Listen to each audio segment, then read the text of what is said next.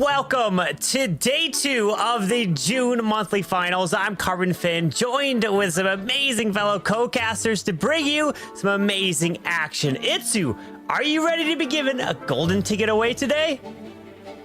I am so ready. I'm ready for a lot of ups and downs when it comes down to the matches, to see comebacks, see crazy attacks, see a ton of 3 stars. This is at least what we have seen yesterday. A couple of 15-15 scores already. Woody, how do you feel today?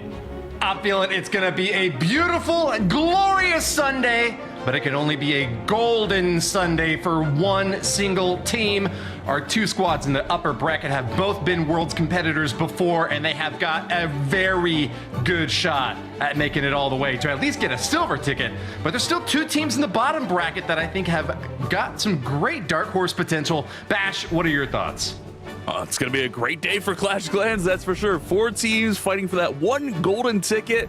I mean, what else isn't there to love? But Carbon, I mean, speaking of all that, why don't you remind us how we got here, man? Indeed, these players all competed in stage 1, where all you at home could have also completed at Town Hall 16. Stage 1, the open qualifiers, the top teams moving on to the monthly qualifiers in stage 2, and this weekend is stage 3, the monthly finals.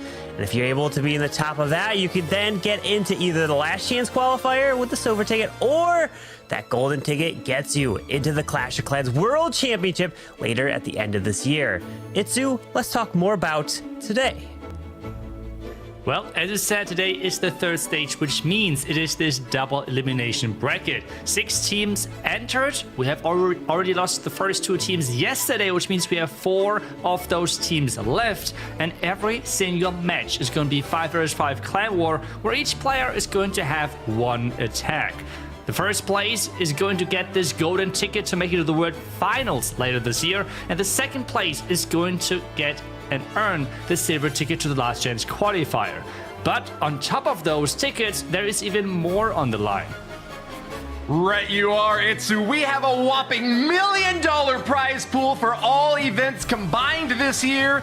And here on screen now, you can see the total sums that are available for this month alone. Just qualifying for this event earned the teams at least $5,000, but the remaining teams in contention today will get at least $6,500, even if they come in 4th. 3rd place will earn $8,500. Our silver ticket winner gets $12,000, and the golden ticket winner advancing to the World Championships will also earn an $18,000 prize for their performance today. Bash, what's going to be the bracket for our competition? Nice chunks of change there for sure, Woody. Let's take a look at that bracket. So yesterday we played 6 matches and we actually eliminated 2 clans. Vista Ridge and Pulse Gaming were unfortunately knocked out. That leaves us with 4 teams. Our first matchup today is going to be Dizi X Cenizos against MO Shifters, and then in the upper bracket final, we'll have Millesime MG against Tribe Gaming. The winner of that one will go on to the grand finals, and they will have to lose twice in that grand finals to be eliminated. Ultimately, we're playing for that golden ticket. Runner-up gets the silver ticket. Yeah, with Millesime MG and Tribe Gaming getting a first round bye, they are sitting in a really good position. Like you mentioned, Bash, coming from the upper bracket. And even if one of them wins, they guarantee themselves a silver ticket. So it is so important to be focused on that match, but anything can happen. And let's learn our predictions. Who do we believe is going to be winning this first match here? Match number 7, and it is a unanimous across the board. Momentum Shifters selected by all of us. And I'm even curious now, does the community also pick them? Meaning Dizi is ready to provide an upset here, Itsu. Yeah, it seems like that the last match convinced all of you. I remember I was the only person going with Momentum Shifters yesterday, but it seems like that, well, they have convinced not only us casters, but it felt like as well the community were on their side as well with that last voting. And I can totally understand that. They looked really strong with their attack average time. They were consistent with their 3-starring. So I think they're good to go to give us a really good show, and maybe are going to move forward to then have a chance of fighting versus whichever team is going to lose in the Tribe versus Millesime matchup, Woody. Yeah, it is gonna be a close one for sure, and you are right. My mind was changed. In fact, in both of the previous matches that the Momentum Shifters were battling, I took their opponents in the predictions. I took Vista Ridge and then Pulse Gaming each against Momentum Shifters, but they have just really come in over the top with the offense and also notably able to hold their own on defense a few times. Vista Ridge and Pulse Gaming both failed to get perfect wars against Momentum Shifters, so they've got some pretty solid bases overall. While on the other side, Dizi X Cenizos has unfortunately been perfected against them every single time. Now, they do win tiebreakers in 2 of those 3 cases, but their bases just have not been able to deny attackers in the same way that the Momentum Shifters have got both great defense and offense. But Bash, what do you think? Yeah, I agree with everything you said there. I mean, statistically, these teams are very, very close. Momentum Shifters just feels like they had that slight edge, but we did see Dizi putting up some nice numbers. And I think this one's going to be like a who blinks first here. It's going to be that one little mistake, whether it's a 2-minute attack or maybe even a 2-star. If we see one of these teams slip up, the other team is going to look to capitalize. But I think Momentum Shifters just have a slight edge here for me personally. Yeah, Momentum Shifters are really looking good, but Dizi is also looking to bring in the 3 stars. And yesterday, it was all about perfect wars. And I think it was the case where any team that got less than a perfect war got a loss and got sent to the lower bracket or even sent home. So all those small details that these players are planning in their attacks and even on the defensive side to try to bait a certain attack, to try to just slow something down, all comes into effect, and you have to do your absolute best to try to continue to advance throughout the bracket. Because remember, you can all get your predictions in and earn your way to try to get some prizes by going to event.supercell.com/Clash of Clans. So be sure to check that out so you can learn more and earn in-game rewards so that you can progress faster in Clash of Clans there too. Yeah, and who does not want to do that? Get those equipments upgraded. The equipments the pros are using and showcasing so nicely in those competitions, in those matches, as we are looking at those hit rates. I mean, every single player of Momentum Shifters is at a 90 or higher % hit rate, which is quite impressive. As well, they were one of the teams which used the Dragons quite a bit. I mean, we have seen yesterday the meta dominated by 2 different strategies with the Mass Root Riders in different variations, without jump or overgrowth, and then the Dragons with the newly found Giant Arrow equipment, which found more and more love from the pros and getting utilized quite well. But we have seen as well some problems with the Giant Arrow, where the Giant Arrow did not hit its target, maybe missed a sweeper or something, and that could have caused issues then within the attack. But most of the time were recovered really nicely from those pros. And I feel like those 2 attack strategies really dominated the day yesterday, Woody. Yeah, pretty rare to see any skill issues at this level of play, but you do have that little very slight tile misplacement sometimes that can really throw things off. There's sometimes instead a choice for the safer strategies that don't necessarily have to rely on tile perfect or second perfect placement. We saw an uptick maybe in Healer Puppet a little bit for the Archer Queen yesterday. We also saw some interesting uses of the Angry Jelly on Barbarian King and even the Grand Warden in one case. So targeting onto specific defenses, getting that funnel down exactly perfect right out of the gate really can do some excellent work in setting up for finishing off a quick 3-star attack. And that speed really does matter because, of course, it comes down to stars first, then percentage destruction. But in so many cases, we see perfect v perfect wars at the very top of the ladder and in these competitions. And so you need to have that tiebreaker come down to time.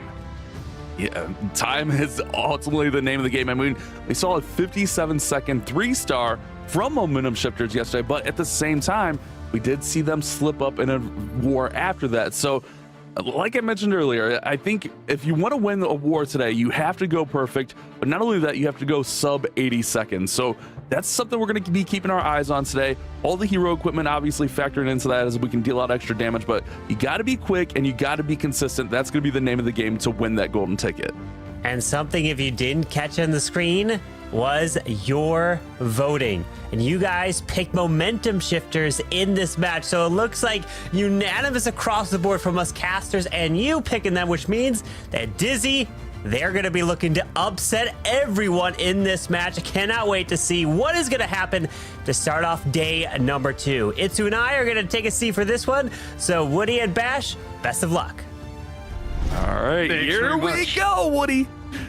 Let's do it, Bash. I'm just as excited as you are, man. And a reminder to everyone else out there, because we're going to be doing bracket resets and switching around from the upper and the lower at different times, there will be a few breaks, and we're going to have the excellent opportunity not just to analyze those attacks further with telestration and even more expert strategic insights, but we're also going to be having a couple of interviews, getting to talk with not just pro players, but also perhaps a community manager or two out there. So let us know if you have any questions or ideas or things that you want to know from the best minds in Clash. We'll be sure to bring those straight to you.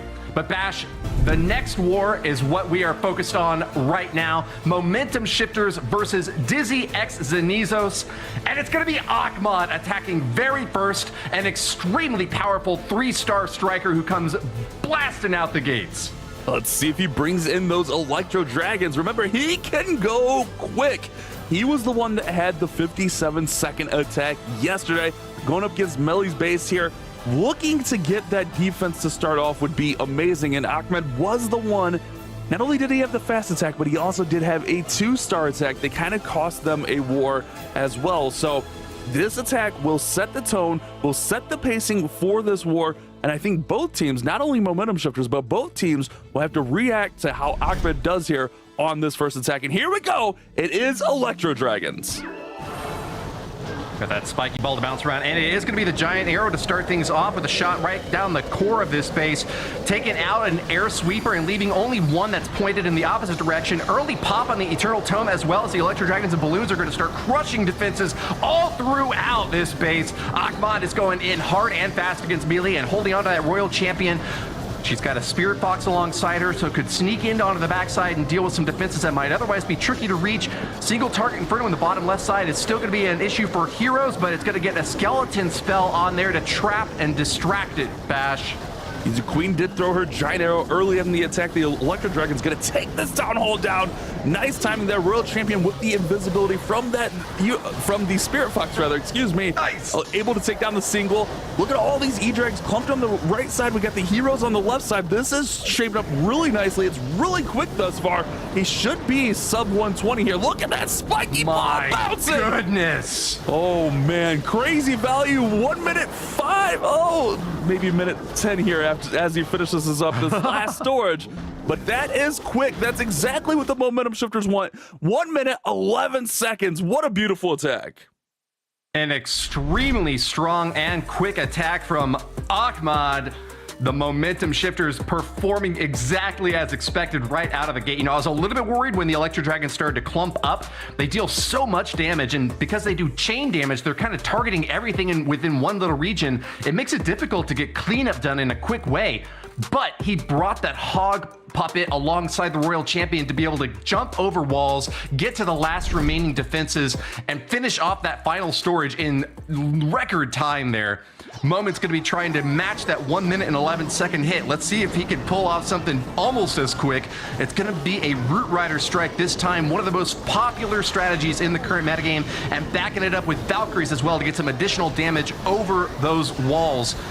Of course, the Root Riders can knock down the walls, and with the Valkyries to increase the DPS after the recent nerf to the Root Riders DPS, this is a still very effective strategy right now, Bash. It's just such a perfect combination. The Root Riders open up the walls. One of the issues the Valks have always had is they kind of get out in front of everything, but they can't really go anywhere because of the walls. With the Root Riders, they're knocking down the walls so that those Valkyries can surge forward and take the base down. Making the approach to the Town Hall, goes ahead and uses the Overgrowth spell, targets both the Infernos, the Mono, and the Town Hall. Remember, that'll wake up after nearly 30 seconds, a little bit under 30 seconds. Meanwhile, that Queen is working on the bottom. She's taking a lot of damage from the Expo and the Scatter. Keep an eye on her. Good range there to keep that Queen up. We got minions out of the town, or out of the CC rather, and now he's just got to focus on getting this Town Hall down. Everything's looking pretty good though. Yeah, and the timing is so picture perfect on that overgrowth spell. You don't want to drop it too soon because then you start taking unnecessary damage as your remaining troops start to crush the back end. But if you drop it too late, your troops will just sit there and wait for the overgrowth to tick away. In this case, Momin does still look strong and on his way to a 3-star, but he's running into a bit of difficulty on the back end, having to rely on the heroes for the cleanup. They should be able to stab down the rest of this, but man, is it getting pretty close here as only the Archer Queen is left to deal with the last few buildings. He does look pretty happy about how things turned out, but that was a relatively slow attack compared to Akhmad's start, and it looks like with a 1 minute and 40... Oh no, there's another building somewhere. Oh no. She's gonna have to chase it down. Oh no, the barracks on the bottom. I didn't see that. Man. I don't think our spotter saw it either. This is going to be nearly 2 minutes, and this could be the opening. I mean, it's already the opening, let's be honest with ourselves, but that could really set the tone for the war. We're talking a difference of about 42 seconds in those attacks. Akhmad's whole attack was just barely over 42 seconds, so that is devastating for Momin. Everything was going really well until the town hall woke up and that poison tower threw. That poison slowed everything down, and then the town hall poison slowed everything down. That is devastating, Wooding. They are going to have to play catch up. This is almost too far of a time disadvantage for Dizi X Cenizos to try to catch up from. They might just already out the gate be switching into try to hope for a defense mode and go for safe 3-stars.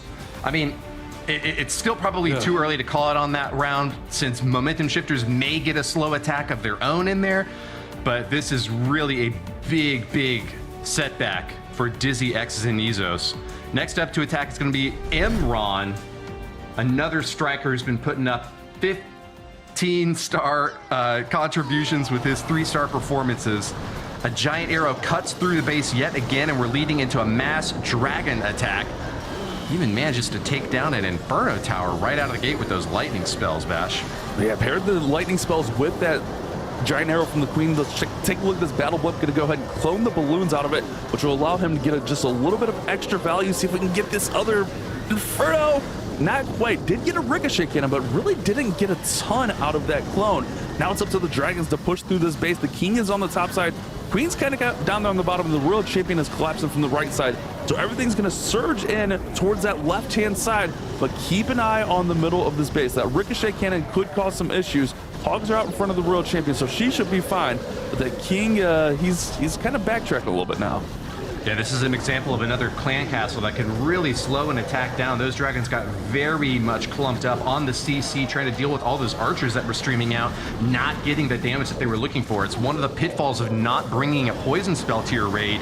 Imran figured instead that the dragons could deal with whatever came on out, but that was still quite a bit of time that they had to invest. Still, this is a relatively quick attack, and as long as there's not a sneaky barracks hiding on the back of this base somewhere, I think that we're going to have a very solid average maintained by the momentum shifters. Still looking in that 80-second time frame, almost just exactly. It's going to be a 1 minute and looks like 22-second attack there, Bash. Yeah, that's exactly where you want to be. That's what I was talking about earlier. If you're right around 80 seconds, give or take 5 seconds, you're usually in good shape, especially when your opponent puts up a 1 minute 53 second. Now, here's my concern for the rest of this war. If you're Dizi, you might be forcing things to try to go quicker. You are down huge on time. Obviously, that one was a little bit slower, but I mean, still, 82 seconds is relatively fast in this meta. So do we see Dizi make a mistake trying to make up for some of that speed? Alex LC is going to be up next, and we'll have to see what he brings to the table.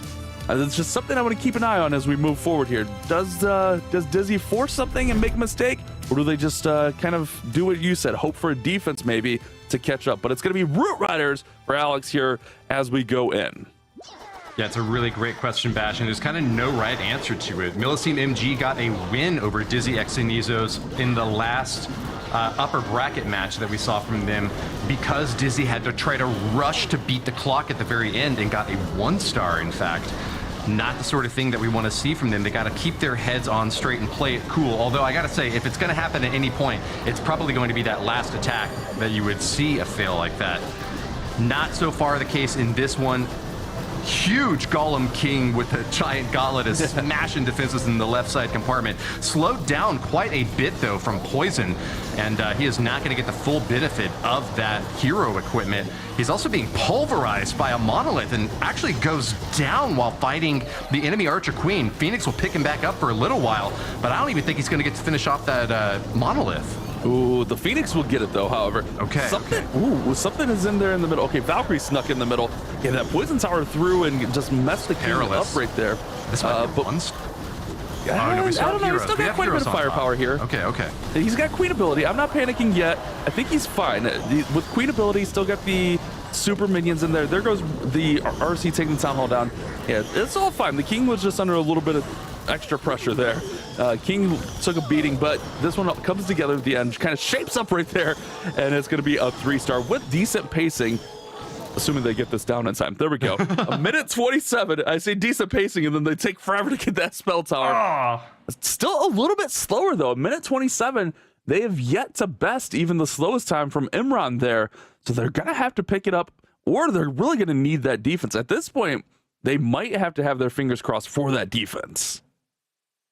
Yeah, I really don't see any way for them to catch up on time at this point. We're already seeing a massive shift in the momentum's favor. We've got a 47-second total difference in time between these two teams. And so in order to make that up, I mean, it's just quick maths at that point. It's 15 and some change, close to 16-second improvement that Dizi X Cenizos would need over the momentum shifter. So if you just want to imagine that, it's like every single attack from momentum shifters has to be, you know, a minute and 36 with Dizi X Cenizos going at a minute and 20.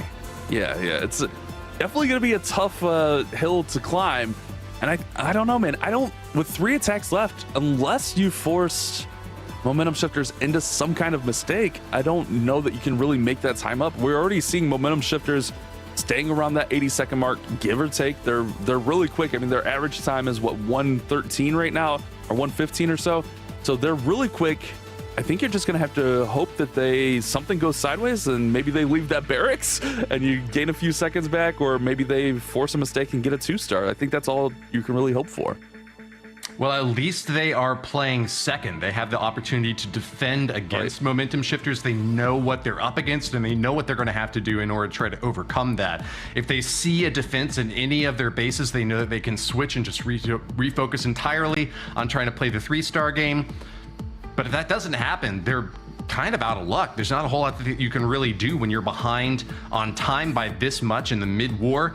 You have to be able to catch up on stars or percentage, and if there's not a single opening, and I wouldn't expect momentum shifters to give that, then it's going to be basically impossible for them to be able to catch up. Momentum shifters have had a perfect war in every single war that they've had so far, going 15 stars across the board. And so a squad like this that just does not miss, there's like no room for a mistake, Bash. Yeah, I agree completely. Just to clarify, momentum shifters did have the 1:14 when Ahmed missed with his E-Drags. Sorry, Woody. I didn't do it to you, bud. I didn't do it to you. But that's okay. They're here. They're playing now. And if they win, they're not going to worry about that 2-star. They're going to move forward and hope to get in there for that golden ticket. But Leo is in next. We got Root Riders coming in. Looks like a pretty standard hero setup here. Does have the healer puppet on the queen, so he'll get some additional healing, and he's going right in. Root Riders are in from the bottom. Siege Barracks in there with those couple of super barbarians, and the Archer Queen is going to go ahead and reach through the left side of that base. It's a surge towards that town hall that's over on the right side. There is one overgrowth, so keep an eye on where he uses that. Interesting clan castle placement on this base. Yeah, we got a rocket loon coming out of there too, and Leo doesn't have anything to deal with it immediately. It's going to get a few drops on the attacking troops and really cause quite a bit of trouble here. He might try to hope that the siege barracks wizards are going to be able to pop it down, but they are taking a lot of fire from the wizard tower on the outside as well, and this is just going to be a foiled funnel out on the right side. Still, the left side of the attack is still going pretty well. We do get some surprise Tesla farm popping up over on the left corner, which could cause some more difficulty for Leo here, but he's smashing through the core with the King Holland busting down his defenses and hopping over the walls, kicking the poor ever-loving snot out of that scatter shot, and he's going for the town hall right now. Hog Riders are on it, hammer it away, and they get the second Star Bash. Nice. The Royal Champion with the haste mile and the Hog Puppet raged up was perfect. And look at the time on this one. It is quick as well. He is going to have to backtrack just a little bit, but the Royal Champion gets cut off just in time. There's a minute 20. This one shouldn't be much longer. It's going to be a minute 23, and the momentum shifters are flying through Dizi's bases here. They have the pace, they have the advantage, and all they have to do is keep it up from here. Beautiful attack from Leo, beautiful time there as well for the momentum shifters. It seems almost like even when something goes wrong a little bit on the attack for momentum shifters, they always have a plan B, a plan C, a backup strategy to deal with anything that can come at them. And that is the quality of the teamwork that you see from the teams that are competing at the Clash of Clans World Championship. It's not just the individual players that are doing the planning and executing the attacks. They've got spotters watching them the entire time, looking for any surprise that could pop up on the space, not knowing where the traps are, not knowing what's going to be inside the CCs, and giving those call outs, knowing that you can trust that information as it's coming while you're trying to deploy everything else and make any little tiny quick adjustments on the fly. That is what puts momentum shifters ahead and separates them so far from Dizi X Cenizos, a team that is going perfect on the star count, but just cannot go toe-to-toe on time with them. Yeah, and on the fly is the right word, because you, in most cases, only have 80 seconds to get this attack in, so you don't have much time for adjustment. We do have the jump for this Barbarian King to have a little bit of access. Keep an eye on these headhunters. They're kind of shredding through this King. Yeah. He is giant, but he's caught in a tornado, so he's not going to get to them. Royal Champion steps up. This King is going to go down and not get as much value as he needed. Now the Queen's under fire. Those headhunters are wreaking havoc on this attack. That is just awful for Xiao Tian. He needs to get speed and destruction without any delay. With both a tornado and the combo headhunters, that was a really terrifying defense set up by Leo. A brilliant play to shut down both the bottom left and the bottom right sides, and I don't know what's left in this attack bash. Nothing, Woody. This is going to be a 1-star. This is going to be a 1-star, Woody. He has nothing. That King and Queen getting shut down crushed this attack. This is the risk of the Root Riders. When you go all the way across the base, you leave yourself vulnerable to exactly what happened. The King got caught in that tornado with the headhunters, and then the headhunters went over and did massive damage to the Queen, and he had no way to get to the town hall. This is a devastating blow, and this is what I was afraid of. They try to make a drastic play to catch up on speed, and now it is going to be impossible for them to catch the momentum shifters. You can sprinkle those heroes on nachos because they are shredded cheese. Could not have anticipated a quirky defense like that popping out and annihilating both angles of offense. But Xiao Tian is going to be ultimately disappointed by with what little he had left. He was so surprised he didn't even get a chance to drop that last freeze spell. Could have tried to work in a few more percentage there, but he knows that missing 2 stars is just going to be the nail in the coffin for Dizi X Cenizos, doing their best to stay toe-to-toe with the momentum shifters, but cannot keep it up even on the star count. The momentum shifters are going to be able to get a walk-away win with this. They just need to go easy and clean for 3 stars across the rest of their hits and don't even have to worry about time now, Bash. That is absolutely devastating. Oh, man. If you're momentum shifters, now all you do is just cruise. If you're Dizi, you have to hope for 1, maybe even 2 mistakes at this point. Sean is going to come in with the Root Riders. 17 of those Super Barbarians in there as well. I love watching the Super Barbarians collapse the back end of these bases. So a pretty standard setup here, using the King to set one side, Queen on the other side. Root Riders will go right up the middle, and the momentum shifters are going to look to cruise to this victory. Looking for a whooping on this base, hopping over walls and knocking down that scatter shot with the Barbarian King next. Oh, no, distracted a little bit over there. Barbarian King's going to get popped back up with the Phoenix, but also facing against an Archer Queen. Will be going down. Still, it's still a strong attack in through the core. Sean is moving in with Root Riders and has no difficulty getting over these walls. The overgrowth was a little bit early here, but they should be able to get the engage as soon as they finish off a few more of these key defenses, including the scatter shot and the multi-cannon over on that right side. Yeah, this is going to be an interesting one. They're going to have to circle all the way back through here, but I'm worried about the timing on the overgrowth. It might wake up a little bit early here. It should be fading relatively soon here, I'm pretty sure. but it looks like he does a good job collapsing the base. There goes the overgrowth fading. Does go ahead and use the freeze on the Town Hall and the Monolith, so no major issues there. And then deploy some of those Super Barbarians from the top of the base to actually go in for the Town Hall.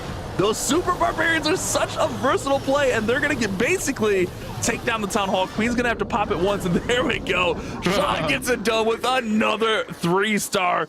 Little note there, I did not see what it said, but shout out to you, Sean. Great attack. Beautiful strike and an excellent finish there. Momentum shifters do not disappoint. They might be going a little bit slower in these later hits against bases that might be a little bit more frustrating or difficult to formulate a strategy for, but still 3 stars across the boards, and they do not miss when it matters most. Nelson from Dizi X Cenizos, the next to strike, and we'll have an opportunity to see how he does against Imran's base. Nelson knows that this is just a terrifying position for his team to be in. He needs to just put up solid, reliable 3 stars and hope and pray that the last hit from Momentum Shifters just happens to be that 1-star miss. Not the sort of thing that you can expect, but what else are you going to do at this point, Bash? There's nothing. Right, yeah, you just got to kind of do what you can. It's really unfortunate. What's funny, though, is like we talk about, like, you have to go fast, you have to go 80 seconds, and then, you know, Sean hits 90 seconds just about there, and we're like, oh, that's a little bit slower. I don't know about you, Woody, but if I was hitting 90-second 3-stars, I would be so happy. It's crazy the standards we have for these pro players on these attacks. I understand the meta is very offensive, but I mean, 80-second 3-stars are just insane. Let's see if Nelson can, I guess, kind of keep the team alive here. It's really kind of an impossible battle, as Momentum Shifters are just going to need a 2-star on their final volley, but you want to go out with your head held high. Dizi came in, they put up a really strong performance. They did really well throughout this qualifier, and I'm sure we will see them in the future. Big collection of traps once again is going to stall the attack on this base, and Imran is going to lose his king on that top side, as the remainder of this force is going to be Root Riders trying to plug it away through the bottom side. They're going to be collapsing onto the Town Hall at the very end, and you may ask yourself, why do they wait so long to hit the Town Hall? It seems like you want to guarantee that you don't get that 1-star miss. So Bash, walk us through what is the strategy on that? Why does the Town Hall often stand up until the very end of a raid? Well, a lot of times on these Root Rider attacks, the Town Hall, oh my goodness, that was quick. The Town Hall is going to be dealing out so much damage. On these ones, I'm not going to lie, on these ones where the Town Hall is kind of at the corner, on the edge a little bit, I prefer to go through the Town Hall. When the Town Hall is more in the center, I understand it completely, because then you can kind of work around the base. You use those Super Barbarians to kind of collapse in there.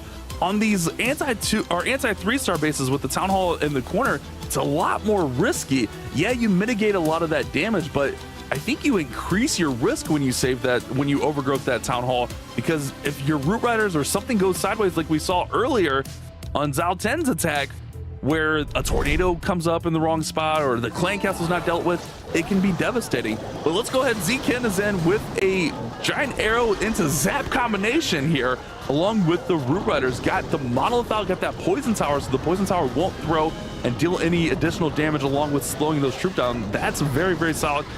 Root Riders are going right in here. Queen's going to go ahead and go left. We do have those Super Barbs that will come later, and we should see the overgrowth, like you mentioned, Woody, right on the Town Hall. This is a good example. Sorry, I know I'm rambling here, but this is a good example. Look at all that damage there in the core. Once that Rage Tower pops, you throw down the overgrowth, and then that makes that Rage Tower essentially not effective, and then you can kind of deal with everything and come back to it.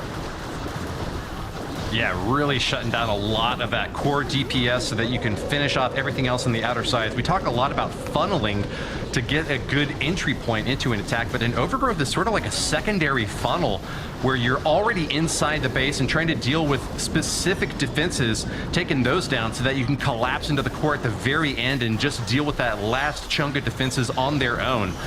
A lot of times you will see the most powerful defenses at the very center of the base. Things like the Ricochet Cannon, Multi-Inferno, Scatter Shot, and of course that Town Hall is going to be a really important target to try to take down, both for the star and for the big DPS that it puts out on defense. Z-Ken looking very happy with his showing here overall and putting up a perfect war for the Momentum Shifters. There's no possible way for Dizi X Cenizos to come back at this point. And so we can confirm that the Momentum Shifters will be earning at least 3rd place as they will advance through the lower bracket over Dizi X Cenizos. Zken, where'd you get that sleeping baby dragon plush? I'm kind of jealous, not gonna lie. But that was a perfect use. We were talking about the overgrowth. That was a perfect use of it. Once that rage tower goes off, it's gonna boost up those defenses to deal out nearly double damage. So when that rage tower goes off and then you overgrowth after, the rage tower essentially does nothing there. So momentum shifters will get the victory, but we know melee can go quick here. We do have dragons in here with one overgrowth. Interesting combination here. Let's see if we do have a giant arrow from the queen as we get started on this final strike for Dizi X Cenizos. Oh man, so unfortunate for them. They've played really well throughout this qualifier, but all it takes is just one mistake. You're on the outside looking in. Melee, the final attacker, has performed very well for Dizi X Cenizos. Did manage to get 2 3-stars yesterday with 1 slip-up against Millesime MG. That was a very difficult match for Dizi X Cenizos, but it seems like Melee is going to go out with his head held high, marching in with dragons and seeking a final 3-star strike for their performance in this June event. Rage right over the town hall and gets the balloons perfectly placed so that he can take it down. And the poison is going to pop the rest of them, but the overgrowth spell doesn't have to hit the town hall now. It gets to grab a few more different buildings along the interior of that core, including both of those infernos that could cause so much problem for dragons. Whether they're set to multi or single, inferno towers are a big obstacle for dragons to deal with. So keeping an eye on the backside defenses. He still has 3 free spells and a rage to add on to the interior of this attack, Bash. Yeah, well, lots of spell support here. This one just kind of going to keep that pride high here for Dizi. I mean, they've played really well here. It's just, man, you come up against a team like Momentum Shifters and they force that mistake. But I mean, if we even look at the times here, I think the times would have just been a little bit out of reach anyways for Dizi, unfortunately. Momentum Shifter's slowest attack was 1:29, so they have been flying in this attack, and that's what we've seen them be able to do. The Royal Champion going ahead, working through there. Just got to kind of collapse in this final compartment. Queen is in there. She should be able to deal with this Royal Champion. She does. Scatter shots in there, and it's going to be another 3-star. But unfortunately, the 1-star does cost them this war. But I think even, like I said, even with that, the time was just a little bit too slow for Dizi. And unfortunately for them, we will see them packing their bags and going home. But remember, Woody, they do get a nice little prize pool of $6,500. Absolutely. 4th place finish for Dizi X Cenizos and a $6,500 prize to their name. It's an additional $2,000 minimum that will be awarded to their conquering opponents, the Momentum Shifters, advancing to the lower bracket finals. And we'll have to wait there as we've got one more war to watch between Millesime MG and Tribe Gaming. The loser of that match will go down to face the Momentum Shifters, while the winner is going to advance into the grand finals in an advantageous position. I know you mentioned earlier, Bash, the team that wins the upper bracket only needs to win one more war in the grand finals in order to take that golden ticket, while the winner from the lower bracket will actually need to win 2 matches in the grand finals to force a bracket reset and upset to get that golden ticket. It's going to be a difficult run from the bottom, but the Momentum Shifters had a very decisive win, I'd say, over Dizi X Cenizos with that 1-star defense. What sort of odds would you give them of taking it all the way into the grand finals? If you're Momentum Shifters, you have to be feeling really good about that performance. It was quick, it was consistent, everything felt fine.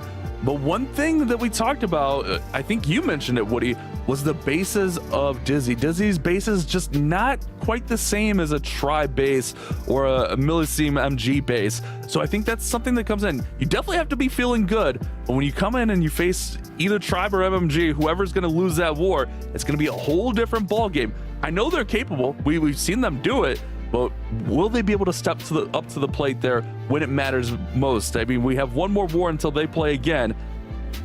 If I'm Momentum Shifters, I'm feeling really good about my performance, though. Well, we know that the Momentum Shifters did lose in the upper bracket semifinals yesterday against Tribe Gaming on a 15-14 scoreline, so that doesn't bode well for them. But in their favor, they went 8-0 in the lower bracket of the monthly qualifier to get into this event. An undefeated streak of 8 wins in a row is an extremely impressive lower bracket run. So if any team can do it, it would have to be the Momentum Shifters. Still, I just don't know if I can say if they're at the same caliber that Millesime MG and Tribe Gaming are at. The upper bracket finals is basically just what we would have expected. Both of the top two teams that had already seeded into the upper bracket semis by being the number 1 and 2 ranked teams this month are going to be duking it out still undefeated. And I think there's a pretty decent chance that we see them rematch in the grand finals, with either one of them taking a victory over Momentum Shifters. But it'll be an exciting one to watch either way. Take a look at the match results on screen now, and you can see the time spent by each attacker, as well as that 1%, or sorry, 1-star 85% that we saw from Dizi X Cenizos, which ultimately resulted in their defeat, Bash. Yeah, so unfortunate, but even still, look at the times here. The Momentum Shifters went really quick, really consistent times right there. I think that's where they need to be. I think that's how you want to start your day. But remember, when you play a team like Tribe or MMG, like they understand what you're going to do to their bases. They understand. Tribe baited Ahmed perfectly yesterday, so that's something to keep in mind as we move forward. But unfortunately for Dizi, they will be packing the bags. Nice little prize pool, and our MVP of the match is going to be Imran, with that nice 3-star, I believe it was Root Riders from Imran. No, actually it was Dragons, excuse me. Minute 22 on the attack. It was a very solid attack. Really close there on the voting, but they all kind of deserve it. Nice little award, nice performance. Carbon, Itsu, I mean, kind of went the way we all thought, right? Indeed, yes. Everyone, including the chat, did pick the Momentum Shifters to win, and it looks like we were indeed right, which means that Dizi will be eliminated here, and Momentum Shifters will be advancing in the lower brackets. What was your thoughts on that match, Itsu? Yeah, I felt like overall, as you described it kind of went down to what we're expecting. Momentum Shifters early on put on pressure, then Dizi were like forced to go quicker and quicker, and then this one mistake happened, which then completely turned the match with the 1-star. And that was kind of what we speculated on before the match, what could happen, and exactly that happened. So I feel like we were decently correct with that one after some ups and downs with predictions earlier. But hey, sometimes you have to celebrate as well when you're getting things right, and I think on this one it went as predicted. And Momentum Shifters, I feel like they have still a really, really good shot at making it all the way. They have shown incredible attacks on offense, really fast attacks as well, and I feel like always some defense as well mixed in there, which gives them really good shot at making it all the way to the finals then, and maybe a chance of making it even to the golden ticket and to the world finals then later this year, Woody. Yeah, very solid chance of making that happen. Even if they don't manage to get the ticket this time, there is still another round of combat for the July monthly finals. Then there's the last chance qualifier, and there's multiple different ways to qualify for that, either getting a silver ticket in one of these monthly events or by winning one of our community events. There's so much action going on in the Clash of Clans esports scene, so make sure to follow if you're not apprised of all of what's going on over on X, or keep up with the action going on, of course, on the Clash of Clans event page itself, where, as Carbon has already mentioned, you can score some pretty excellent rewards for yourself. But Bash, we are looking forward to the upper bracket finals match next. And there's a lot on the line for these two teams. They both have a storied history in Clash Esports. Millesime MG with so much expertise of players that have competed in multiple different Clash Worlds events. And then Tribe Gaming. It's synonymous with excellence in Clash of Clans esports, and we almost always expect to see them do, if not very, very well, qualifying for Clash Worlds. Yeah, both of these teams, like, these are two teams we expect to see on the stage during the Worlds. I mean, Tribe Gaming's been there so many times. This team has been together for so long now, and they just have such great chemistry. Millesime MG adding a few different players, kind of mixing things up, but the core of that team has that kind of chemistry to work together. And look at these stats, man. Super close. A slight advantage to Millesime MG, but we've seen it. Those slight advantages don't tend to matter as much when you get into the live game. Yeah, Tribe Gaming, Millesime MG. Such a big history between these two teams. and they've been competing on the world stage at the very top of the competition, and they're looking to continue. They're trying to get to the World Championship later at the end of this year. Winning this match right here guarantees yourself a silver ticket and an opportunity to compete in the last chance qualifiers if you don't indeed win the golden ticket. And of course, if you win just another match, then you get that golden ticket. So you have the best chance, the best opportunity to win this one through the upper brackets. As Tribe Gaming and Millesime MG, such an experience between these two teams here. Itsu, what do you think is going to be happening here? I feel like it's really hard to predict of what is going to happen. Both of those teams, and that's why I feel like the stats might not be as important, are such veterans. They're so long already in this scene that they know they just have to show up when it's really on the line. And this is something why those teams are always at the top, because they're getting this done. They know when to show up, when they have to show up, and they're doing that consistently. In fact, that's the impressive thing about both teams. The one big thing where I could see Tribe having the advantage is the defensive side. Yesterday, they were able to bait some of those blimp attacks, to delay things, to even defend an attack already. And that might be in the end the deciding factor. But then again, maybe Millesime, with their stats, their hit rates, their creativity as well, can somehow outmaneuver those trap placements and those mind games. But I feel like that might be the one thing where this match is coming down to. And when the teams are this closely matched, we also do look to their historical performance. Tribe, as an organization, has competed in every Clash Worlds except for the 2020 Clash Worlds. And it was only by being defeated by the World Championship Japanese teams, with the Queen Walkers or Navi in each case, in the past 3 years, that they've been knocked out. This is a team that is among the best in the world, has not gotten that World Championship title yet, but is so hungry for it and has always been at the very top of the game. And they're going up against a squad, Millesime MG, that kind of seems in flux. Seems like they're constantly kind of reconfiguring, rebuilding, refocusing.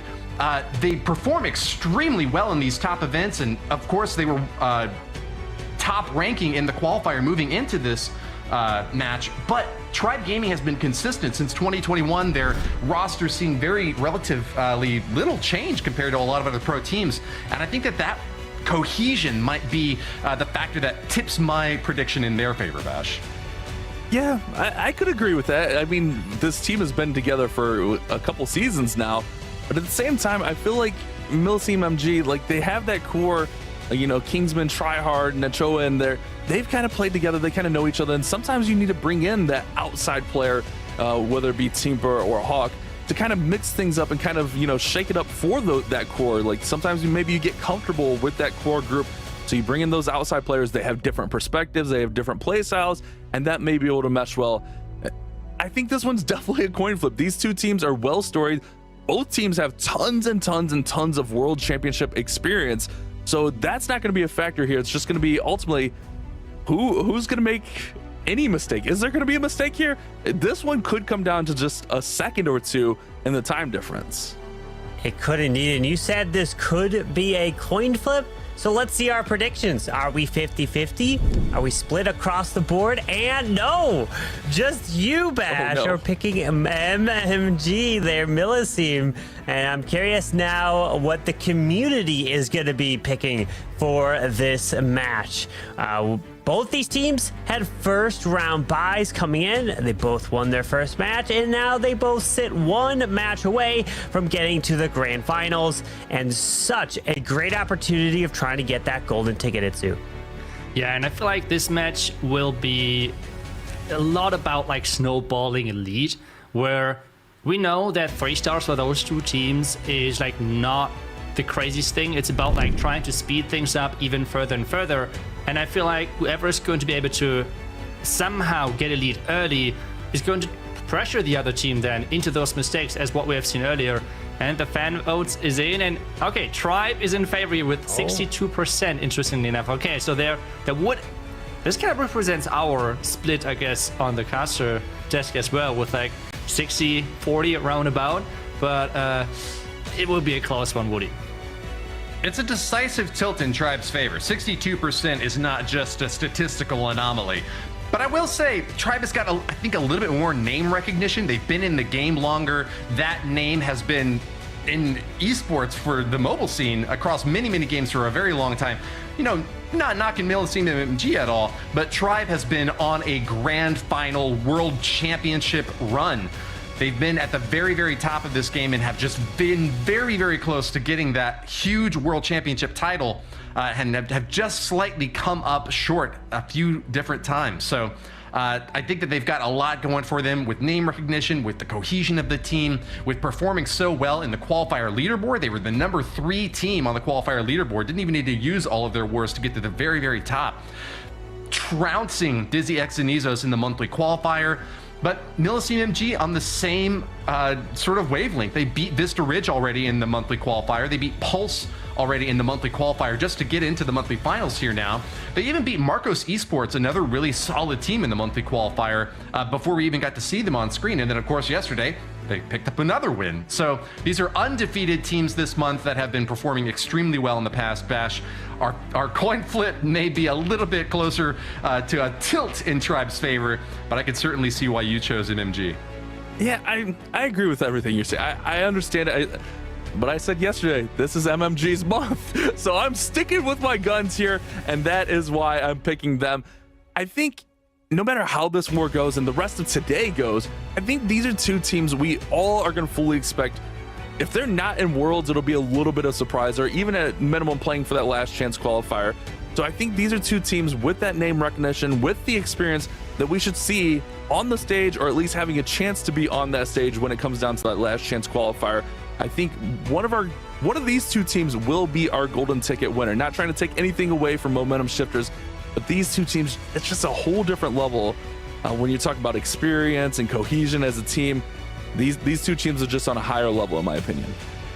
Yeah, coming from the upper bracket does give you that competitive advantage, so you don't have to win back-to-back matches, because trying to win back-to-back matches is going to be very difficult in this time in the meta in Clash of Clans. But we're now getting ready for this next match, so we're going to say goodbye to Woody and Bash. We'll see you guys very soon, as now it is time for Tribe Gaming and Millesime MG.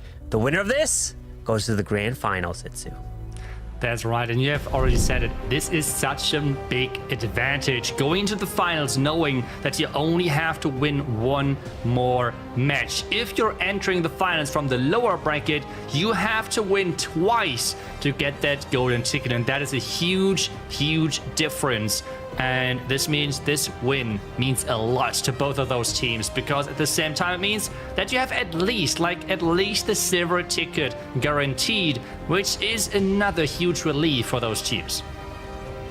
Yeah, a huge relief to be able to get that silver ticket, to be able to know that, okay, you don't have to win community event, you don't have to make it back technically in the next month. You will get a shot in the last chance qualifiers. But still, even if you get a silver ticket, you still want to get back in the next month to try to fight for that golden ticket. And if it does end up happening that way, then the previous month's silver ticket would go to the next best team of where they positioned in the standings. But here we go, as Nebrex is kicking it off using the dragons. He does have one E-Dragon, having that spiky ball as well for that king. As we have the town hall next to the clan castle, mile of quite a bit here, off to a little bit on the right side, not directly in the center of the space. He's taking on Tryhard and starting with an E-Dragon, as he once again E-Dragon chain and parry in that Queen's Arrow. And it's really cool to see that the base builders adjust already to the giant arrow. Take a look at that.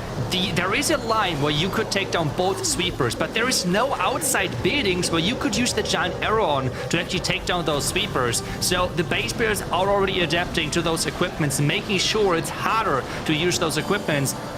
Because of that, he had to adjust, use a different angle, and so far things look great. The Elite Dragon with the funnel did a great job. The town was now under attack and should go down soon. The warden ability, though, is running out, and this means a lot of damage now versus those troops, which have clumped up around the town hall quite drastically. Yeah, they got slowed down, especially with that Town Hall poison, but the Queen is continuing her walk to the top side, but that is a single target Inferno covered by the Overgrowth, so we'll be coming back soon, potentially locking on the Queen. She doesn't have her ability. She's got one freeze left here, but still has that Royal Champion ability with the most likely Hog Puppet, which is going to continue to push on through, and it's such a strong hero ability. Yeah, it is for sure. There is some more reinforcements to distract that single Inferno Tower, because that can be quite annoying. The Rage Up Scatter dealing a lot of damage, but the last couple of defenses should be easily overpowered, and that means the first 3-star is in. It's a decent time for Tribe, but they are starting things off with a 3-star, and that is the most important thing. We have talked about it yesterday already. We are seeing most fails of those teams within the first or second attack, because this is where they're feeling most pressured, I guess, of having a great start into the match, as well pressuring the other team then with having as quick attacks as possible. So that is, I guess, the result and the reason why we see so many fails within the first 2 attacks. But Tribe got their first attack in, and now we have the Sunglass Temper again going in as the first attacker from Millesime.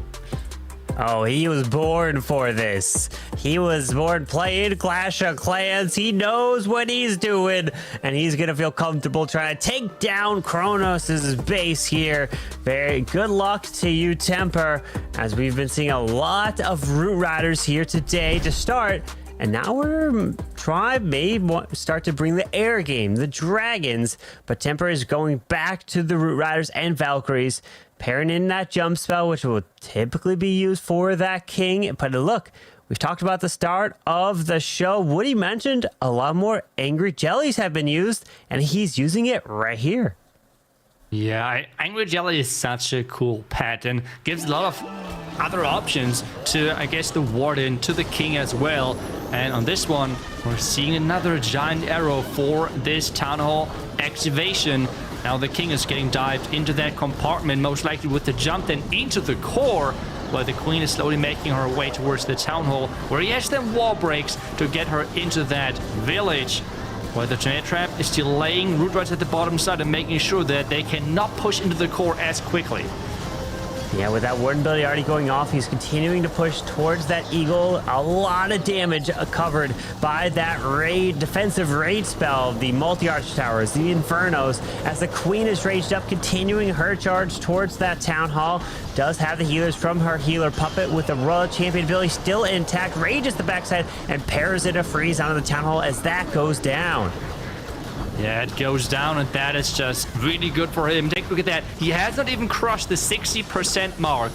Wow. That's just such an insane quick attack. And Temper getting the job done. He knows he is getting those seconds. Let's go. Let's go. Temper with the style move right there. Getting a really early start for his team and a great start into the match. Wow, 64 seconds there for a Temper, getting it done and absolutely crushing it. He had that base planned from all different angles. Queen walking to the left, the King taking a jump, joining into the core with the Root Riders, and then a Siege Barracks to the far right side to help clear that. An incredible attack and really well thought out of breaking it down. Yeah, really good job by him. But now we're getting to a player who has a 100% hit rate. He has not failed a single attack so far in this competition, and we had only 3 of those players starting into this double elimination bracket. Vicurious was one of them, and well, can he continue that streak? Can he continue the streak and at the same time give Tribe the next and the second 3-star on the board for this match? That's for sure his goal with this next attack. Well, we just know that Rikira's can't triple anymore because you just jinxed him. You know, unfortunate. Yeah, I've had to mention he's been getting 3-stars left and right and not missed. I guess now that means we have to see. We have to learn exactly what Rikira's is going to be doing, because Rikira's has been a Lalo player, and an incredible Lalo player throughout his career in Clash of Clans. But with the meta, he's going to have to adapt. Gonna have to think of how to be fast, how to be efficient, and how to lower that time now that Millesime MG have quite a bit of lead after one attack. Yeah, but I feel like the same thing with Temper, right? Like he was always known for queen charge attacks, for more creative approaches, and I feel like that was really showcased as well within his attack. Yes, he used the Root Rider, which overall known like as just like, okay, put everything in and you will get the job done. That's not how it works when you're doing it with like the pros, with like setting things up, the pathing with the giant arrow, having a separate jump leading the king into the core of the village, then with the queen wall breaking and separately for the town hall. Just making sure that, first of all, getting the 3-star, but as well making sure that you are only a couple of seconds more on the clock than 1 minute, which is super impressive. And you said it as well. The question now is Rikiris as well adapting to all of this, and can he use Root Riders, Dragons? I feel like Dragons was a strategy which Tribe especially used a lot, and I think that's as well why they were successfully yesterday defending one of those Dragon attacks, and maybe that's why we won't see any Dragon attacks from Millesime today, who knows? Indeed, because let's see if Kingsman has his base designed in a way to try to prevent a giant arrow to... Nope, okay, he does clip one of the sweepers here from the corner, which means that he can come in the direction that the sweeper was pointing. With the dragons, indeed, he's going to push his way through, going to pair in the stone slammer from the top side, so he's not going at blimp, which we've seen sometimes go for a town hall paired with a clone spell. He's just going to look to completely try to overwhelm and get these dragons to the core. Yeah, getting those dragons into the core, just over this no-baiting area with the rages now, speeding them up even further. The queen is so far looking safe. The king is getting wall break into the back end compartment, but no angry jelly there, so he has to make sure that the king is staying inside that compartment. Yeah, with the king, he does come back with the spiky ball, skipping across here. The town hall goes down, and the queen is continuing her way to the bottom side, paired in a wall breaker to allow the queen to continue her way through there. And the multi-archer tower is hitting the queen. The healer's trying to keep her alive, but does still have the world champion ability just past that 60-second mark. He's gonna have to pop it so that she can speed up to try to get to the cleanup faster, even though she is to the top side. And indeed, Rikiris does deliver a 3-star. And that will be a quicker attack, lowering the average attack duration for Tribe to now try to get closer to Millesime. A minute 17 now total time for the 2 attacks, as Rikiris brought in a 1 minute and 9-second triple. Yes, and he is continuing his perfect streak throughout the tournament, getting that 3-star on here, the board of Tribe. And this means now it's back to Millesime with their next attack. And if they can continue this incredible time streak which Temper has started with his quick attack, or if their next attacks are going to be a bit slower, which I would expect. The question though is how much slower than Temper, because he tends to be a really quick attacker for his team. Yeah, he tends to be a very fast attacker. I've seen the captain of Millesime, Kingsman. He can be quick, but there was some times, I remember in the previous month, where it was a slower attack, right? You got up to a minute 40, minute 50, and you have one of those, and now the war starts to swing. It goes in different directions. So just those small mistakes can cost you dearly on time. And these teams know that even though if they win, yes, they get guaranteed a silver ticket, but they will still potentially may have to face them yet again in the grand finals if they were to come back and win, which is obviously possible to try to get your revenge. But of course, you want to win this to guarantee yourself that silver ticket in the grand finals. Yeah, getting that revenge match in the finals. I feel like we have seen that quite often recently with those qualifiers, that we had those 2 teams within the qualifier which seemed to dominate the qualifier overall, and we just had the upper bracket final being, well, then just pushed back to the final yet again, and there was then a rematch happening. And we have heard from Bash already that he feels like that those 2 teams are above the remaining teams in this tournament, which at this point are only momentum shifters left, because we are already this deep in the tournament. But Millesime is getting ready with their next attack, and Yo-Yo is going to be on the defensive side for Tribe. And the Choa is looking to bring the 3-star. We saw a very quick attack triple coming in from Temper. And of course, he rocked those shades, really destroyed that base. And now Nachoa is going to look to answer as Ochoa is bringing the Root Riders and Valkyries. Of course, pairing in that arrow to skip across the base and uses a lightning spell to help grab an Inferno Tower. The main reason why he used it to help set that funnel, as the King is going to pass his way into the Eagle with that Angry Jelly. Does he wall break in time? Uh-oh, wait a second. The King's walking. He might have just been late there. Oh, but the King is coming back. The Root Riders have done the job and funneled everything. But the King is now taking down the Eagle Artillery, setting up the pathing, but the Inferno Tower is on the King as well. Can he take down the Inferno Tower through the wall with the splash damage? It seems like the Inferno Tower is staying alive for now, but the Root Riders are having a strong push into this top side area of the base. Yeah, the Root Riders are making their way up to the top into the Royal Champion. But remember, you have to wait through the whole duration of the Overgrowth spell once you deploy it, as a Ricochet cannon to the far right side will be a little bit of an issue for the Screen, but he does find a Tornado Trap down to the bottom side, but he'll be okay as he continues his way through. RC's ability goes off just past that 60-second mark. The Hogs are taking quite a bit of damage, but he still has to path his way to that Town Hall. As the Root Riders are coming through, the King gets locked down by the Miloff, so he uses a freeze. Another freeze to the Town Hall as that goes down, and Choa delivers a 3-star here yet again for Millesime MG. Their average of 1:04 will go up to a 1 minute, and once it updates here, we'll see very soon, 1:09, which they still have a decent lead here over Tribe Gaming. Yeah, both of those attacks from Millesime were really, really quick using those Root Riders, and Tribe has to make sure that they are catching up on that. I mean, it's still early into the match, but we have seen exactly in such situations where teams felt pressured in going faster and faster and faster.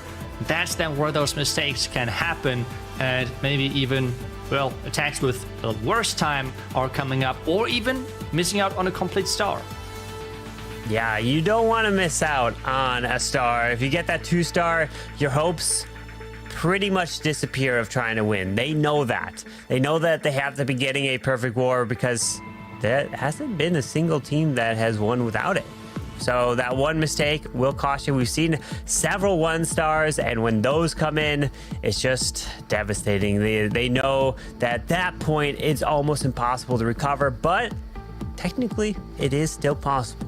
You just got to hope for a defense, as these pros, they're trying to plan out every single detail as they're trying to win to get to the grand finals, as we still have a handful of matches still to come here later today. And if you're just joining, yes, indeed, the golden ticket, the 3rd golden ticket, will be given away here today. And then there will be another one in a month, next month in July. And that's the last one through the qualifiers before the last chance qualifiers will kick off later. Yeah, and then the last chance qualifier, all of those silver ticket winners are going to compete in there for the last remaining golden tickets. So we have our 6 golden ticket winners total then for the World Finals later this year. So there's some more clash on the road towards the World Finals later this year, but still some more clash to give away this golden ticket today, because this is what we're going to do ultimately when Kronos is the next attacker for Tribe, while Temper on the defensive side for Millesime. Yeah, Kronos is going to be looking to use the most likely dragons, because that's what Tribe has been using, and using it pretty successfully as well. But will the dragons be able to bring a sub 60-second attack? If they are, which we know it's capable, then that's going to really help swing this war, as he is indeed bringing the dragons. Does have an overgrowth, but no jump spell for the potential king, as he maybe just wants this king to completely run around the edge of the base, since there's a lot of buildings that can help funnel these dragons straight on in. Yeah, and the giant arrow already looked really successful getting that one sweeper out of the way. But I think I remember yesterday this base actually was doing quite well versus dragons, but the giant arrow yesterday did not connect. This time around as well, with the overgrowth, making sure that the one sweeper which survived is no problem, not pushing the dragons too far away from this core. With the slammer, everything is having an even stronger push around the top side, but there's still quite a few defenses back alive on the back end, with the clan castle being left standing as well. Yeah, a lot of the dragons in the core have disappeared, as we do have a handful of dragons to the top side with the super dragon that came out of the stone stammer, raging up his dragons now that came back into the core, freezing, pairing it up onto the poison spell tower so he can continue his way to the backside here. But he already burned that RC ability, freezes up the scatter. The queen's going for the wall. Royal Champion is hasting her way towards this backside, and it is indeed going to be a triple for Kronos. But it is not necessarily going to be lowering the time by too much here. But still, a 3-star is a 3-star at the end of the day. Great job to Kronos.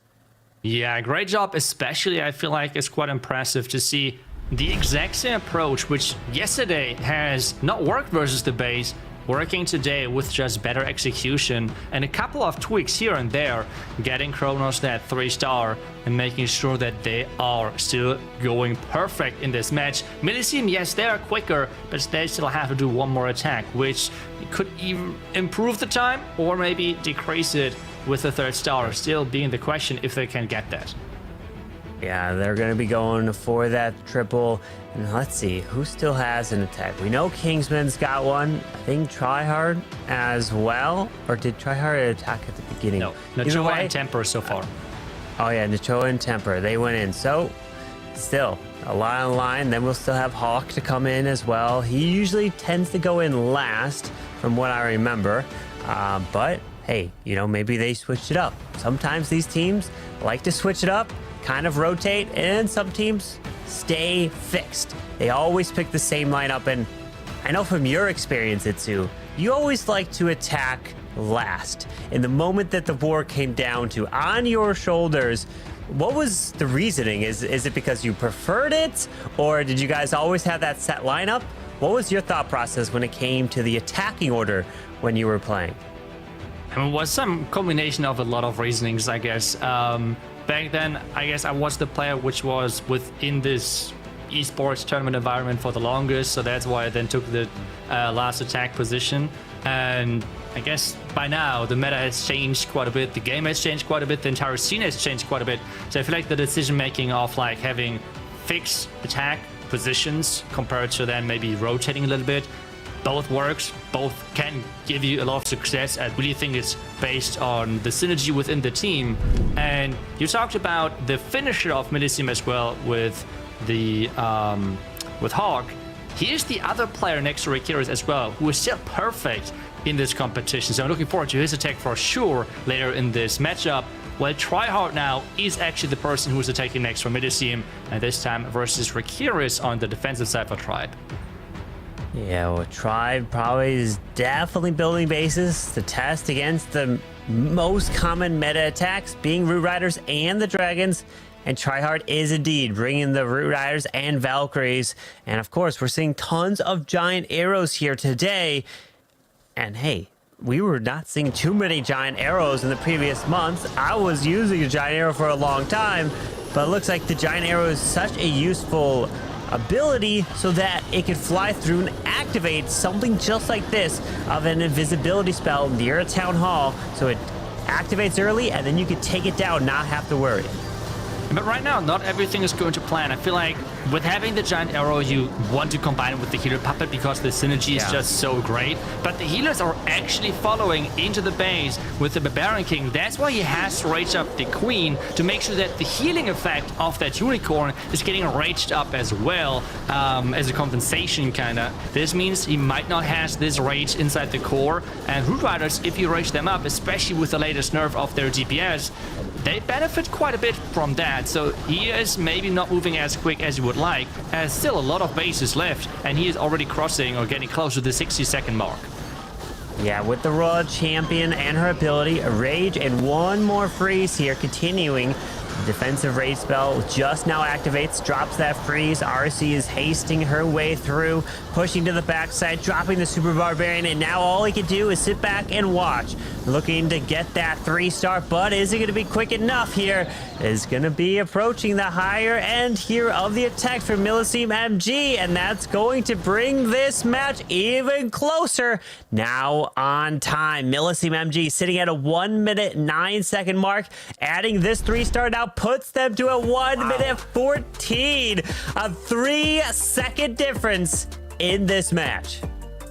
That is crazy. After this attack, both teams are just so close. But remember, those are the average times, right? So there's more than a total amount of 3 seconds difference between those two teams. But still, and this difference has decreased quite a bit with the last set of attacks, and there are still 2 attacks from each side left over in this match. So there can be a lot of things still happening, and I feel like this match is really far from being over.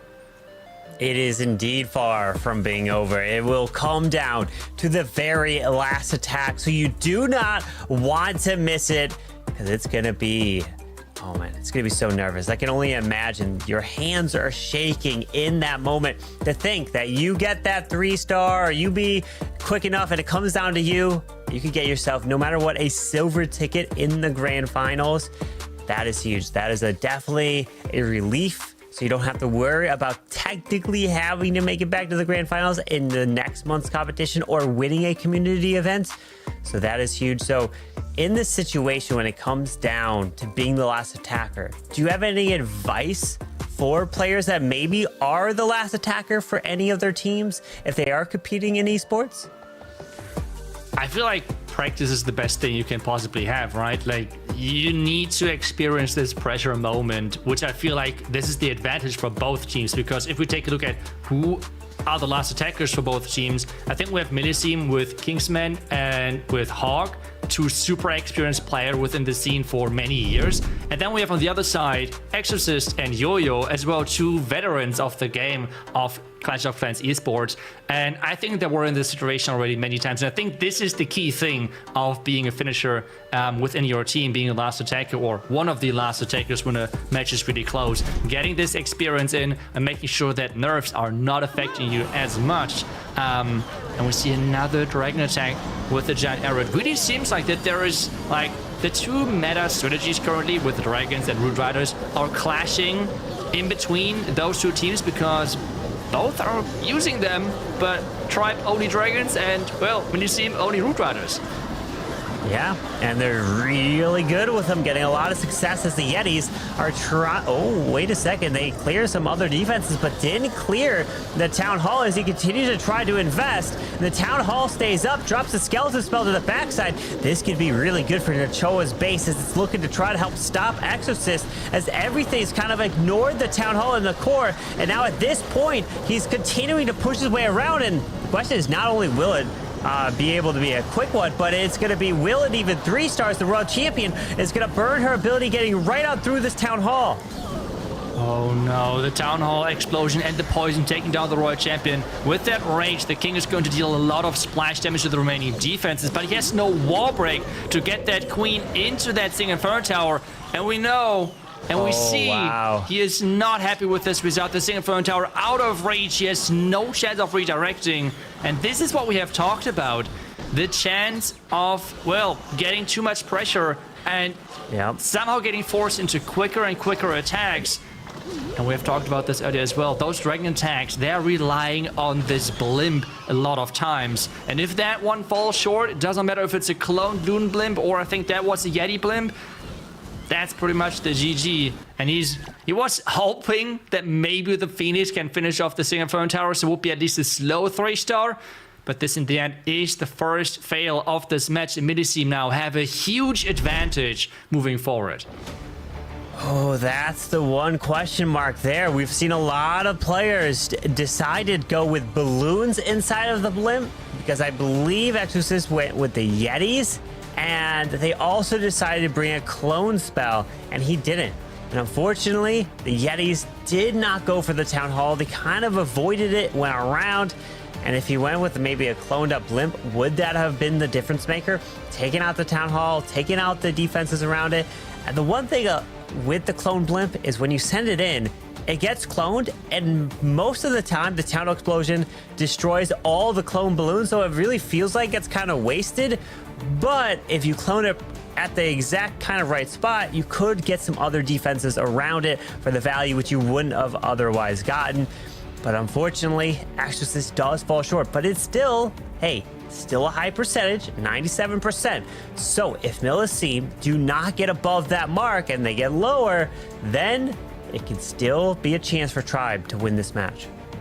Yeah, there is still the chance for sure, but I feel like the lead Millesime has currently is just crazy, especially considering the last remaining attackers for their team with Kingsman, the team captain, and as well Hawk, who has so far as well the perfect hit rate. He has not failed a single attack within this competition.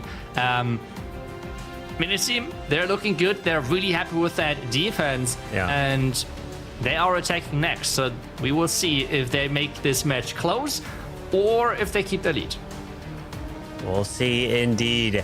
As the next attacker, most likely probably going to be Kingsman. It is indeed. So you're right. Hawk will be the very last attacker. He's going to come in for the clutch attack to try to lock it up and secure a potential victory if Kingsman can get a 3-star here. If he doesn't and gets below a 97%, then Tribe can swing back into the lead.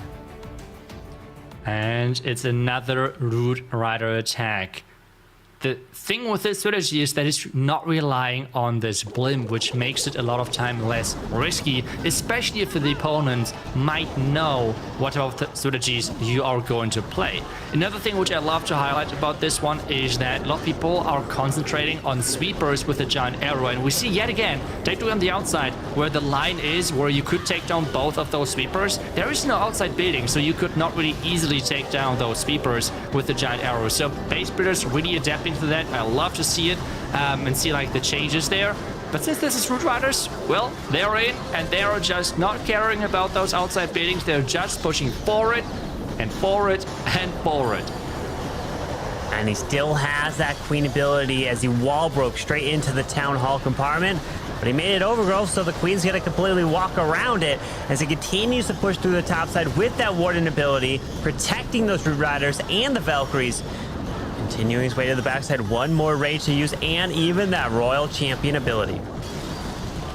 Yeah, the queen still working her way around that tunnel, waiting for the queen ability so he can use that as soon as that tunnel's waking up again, and that's now happening. There goes the queen ability to take down those buildings around the tunnel and the tunnel itself as well. And there goes the last phrases. This attack is going to be an easy 3-star. Kingsman knows this was just so crucial for him and his team.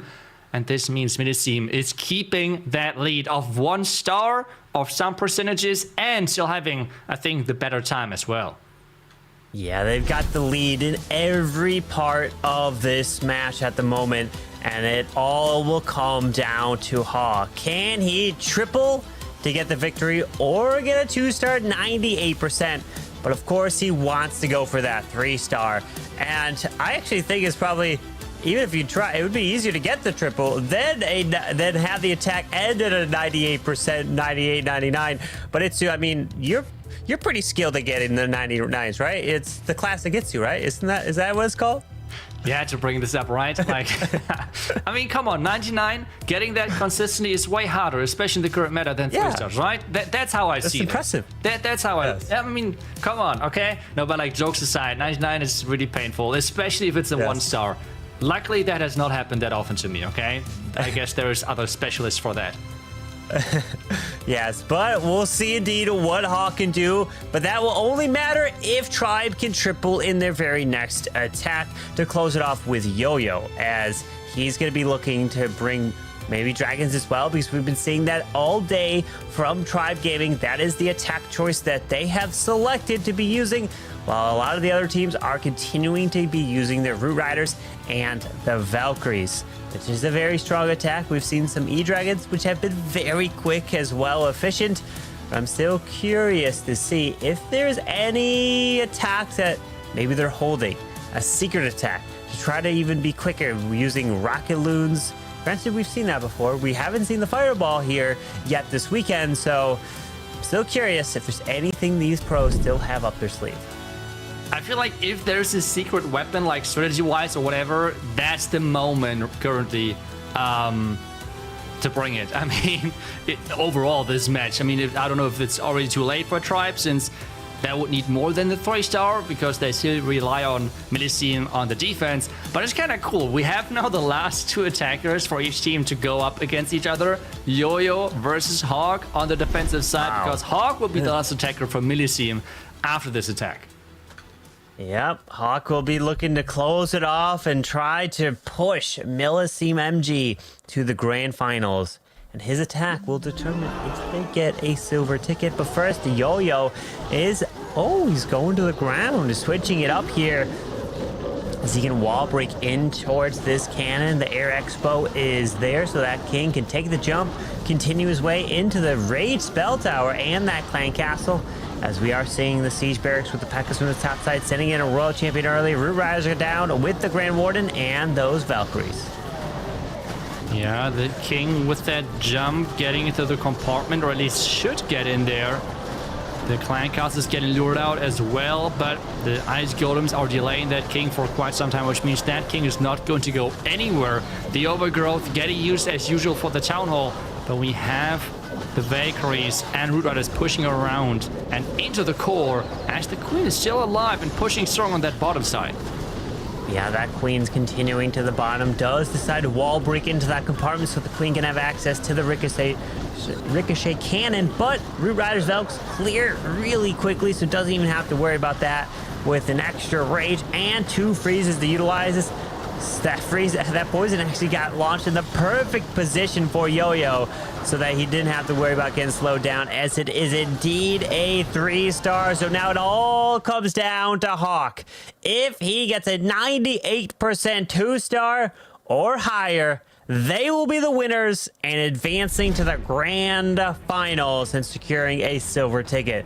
So no pressure to you, Hawk. No pressure. Yeah, I'm not sure if I would agree there, but yeah, for sure. It is going to be that deciding last attack, and he's going to attack Exorcist from Tribe Gaming. Hawk, the player, the finisher from Millesime, and still with the perfect hit rate, which is super impressive. Making sure that his team is getting into this finals, because we have already talked about how important this is for those teams. The golden ticket is just 1 match away. The silver ticket is guaranteed. And especially with knowing what crazy big teams... Wait a second. He's going with the safe approach. He knows time is not a factor. He's just going with Queen Charge Root Riders. Okay. Yeah. Queen of charge here. This is the first time we're seeing the healers being placed on the Queen. That wasn't from her ability. With that Queen coming off to the left side, could wall break into this, or we're going to get that Queen to go back up to the top. It looks like he is indeed going to have that Queen charge up, wall break perfectly into this compartment to allow that Queen to step into that multi-arch tower. And I love the Cocoa Balloon coming in to test for some traps, as that Blimp is now going to look to help secure the Town Hall and pull out of that Clan Castle. Yeah, the chain trap did not change anything about the fact that the Town Hall and the front tower did go down. With the Queen keep moving forward into this back end, the Root Riders will start them from the top side, and we have that King with the Angry Jelly again. Where is he going to send that in? Is he going to just send it in with the Root Riders together, or is there maybe another plan for that? Yeah, ooh, look at this wall break. It opens up the wall into the top side, but he does have 1 more wall break, which could open up perfectly into the monolith. Still holding it off here. Oh, wait, no. Oh, there it is. Okay, it's coming in, makes it invisible so it doesn't get sniped. A brilliant job there, as now the Queen can continue her charge straight to the core, as the Root Riders are going into the top side through that Eagle Artillery, as the Queen's ability was forced here. So you do have to be careful, as the monolith will lock onto this Queen. Hang on. I think with the Queen alive, with having plenty of spell support, he should be alright, especially with the Royal Champ ability. There's not too many defenses left which have the chance of taking down the Royal Champ and the Hawk Riders, which are getting spawned from her ability. Yeah. The Frozen Arrow is going to slow things down even further, and that should be the confirmed 3-star, even with this Red Mine farm in the core, for Hawk, for Millesime. And this means Millesime beats Tribe Gaming 15-14 and is moving forward into the finals. I mean, Bash is being right. I mean, Bash was right. The community said Tribe would win. 3 of us casters predicted Tribe to win, but Millesime clutching things out with the 1 defense, and they had the lead over the entirety of the match on well, time, and that really caused that, well, Tribe had too much pressure. Wow, what a great job there. And the Hawks getting it done. The 3-star. Incredible job. Millesime MG are advancing to the grand finals. They also have secured themselves a silver ticket, which means that they do not have to worry about trying to qualify next month for the grand finals again to make it to the last chance qualifiers, because they've already secured that. Now they just are one win away from trying to be the third team of getting a golden ticket this year. Yes, and it won't get any easier with the next qualifiers. Like, those teams want to use this chance this day to make sure that they're getting that golden ticket. As we're taking a look at a couple of those highlights from that match, we had surprising amount of dragon attacks from Tribe. I'm wondering if they're going to change that plan moving forward now to the lower bracket, or if they're sticking to the dragons, because it felt like dragons, yes, they are powerful, but they can be baited with those blimps near the town hall, and this has really, well, shifted this match in favor of Millesime. Yeah, Millesime getting it done. Did indeed use the Root Riders and Valkyries, and it worked. Unfortunately, the one fail that came in from Exorcist definitely cost them there, but the time, even though Hawk most likely switched up his plan at the very end. So he probably wasn't really planning potential Queen Charge, because it was an attack that took quite a bit of time. And that's one of the issues, is if you start with a Queen Charge, you do have to worry about time as being a factor in your match. So that's why a lot of these players are choosing this type of a strategy of the Dragons or the Root Riders, because it's a lot more efficient and quicker of taking these bases down, but it can be riskier. Yeah, there can be some traps set up against that. And this can cause those mistakes which we have seen in this match. It was only one big mistake, but that is that deciding factor on the highest level for sure, which has impacted and decided this match. And we can see again, the 97, 3 buildings, 3% were the difference maker in the end. And otherwise, Millesime with incredible quick attacks. I mean, take a look at those first 4 attacks. 1 minute, 25 seconds being the slowest. That is impressive. The attack of Hawk in the end was just purely, well, targeted to somehow get the 3rd star as safe as possible, and not whatsoever to have a quick time. So we need to make sure that we're not taking that in consideration. But overall, a really impressive showing. And of course, the Sunglass Man is getting that MVP vote. Temper setting his team up to success with that first quick attack. Yeah, great job there. Temper did start off the match, so he had the pressure to come in with the very first attack and getting it done. And congrats to Millesime MG. They are now in the grand finals. They are going to be waiting the winner of Tribe and their momentum shifters. Whoever wins that will be going to try to face Millesime, but they will have to force that bracket reset. And of course, welcoming back now Woody and Bash here to the desk. And man, what a match. Unfortunate we did have that one fail. Woody, what was your thoughts? An incredibly close one. Just 3% separated these two stellar teams, but it was an upset on the predictions. And that just really does go to show, I guess Bash was right. It was a coin flip after all. Upset, or what? Did I just know the whole time? No, I'm just kidding. Just kidding. No, that was a really well-fought battle, but all it comes down to is just one little mistake, and that's what we've seen in these wars. One mistake, you put up a 14, and you're gonna lose the war, unfortunately. Tribe Gaming, I mean, they should still feel fine about their chances against momentum shifters. That'll be our next war, and it should be a really good one. But Millesime, you gotta be feeling good with that advantage going into the grand final. Oh yeah, it's an incredible advantage that they're going to be using to go into the grand finals. They're just one win away from getting that golden ticket.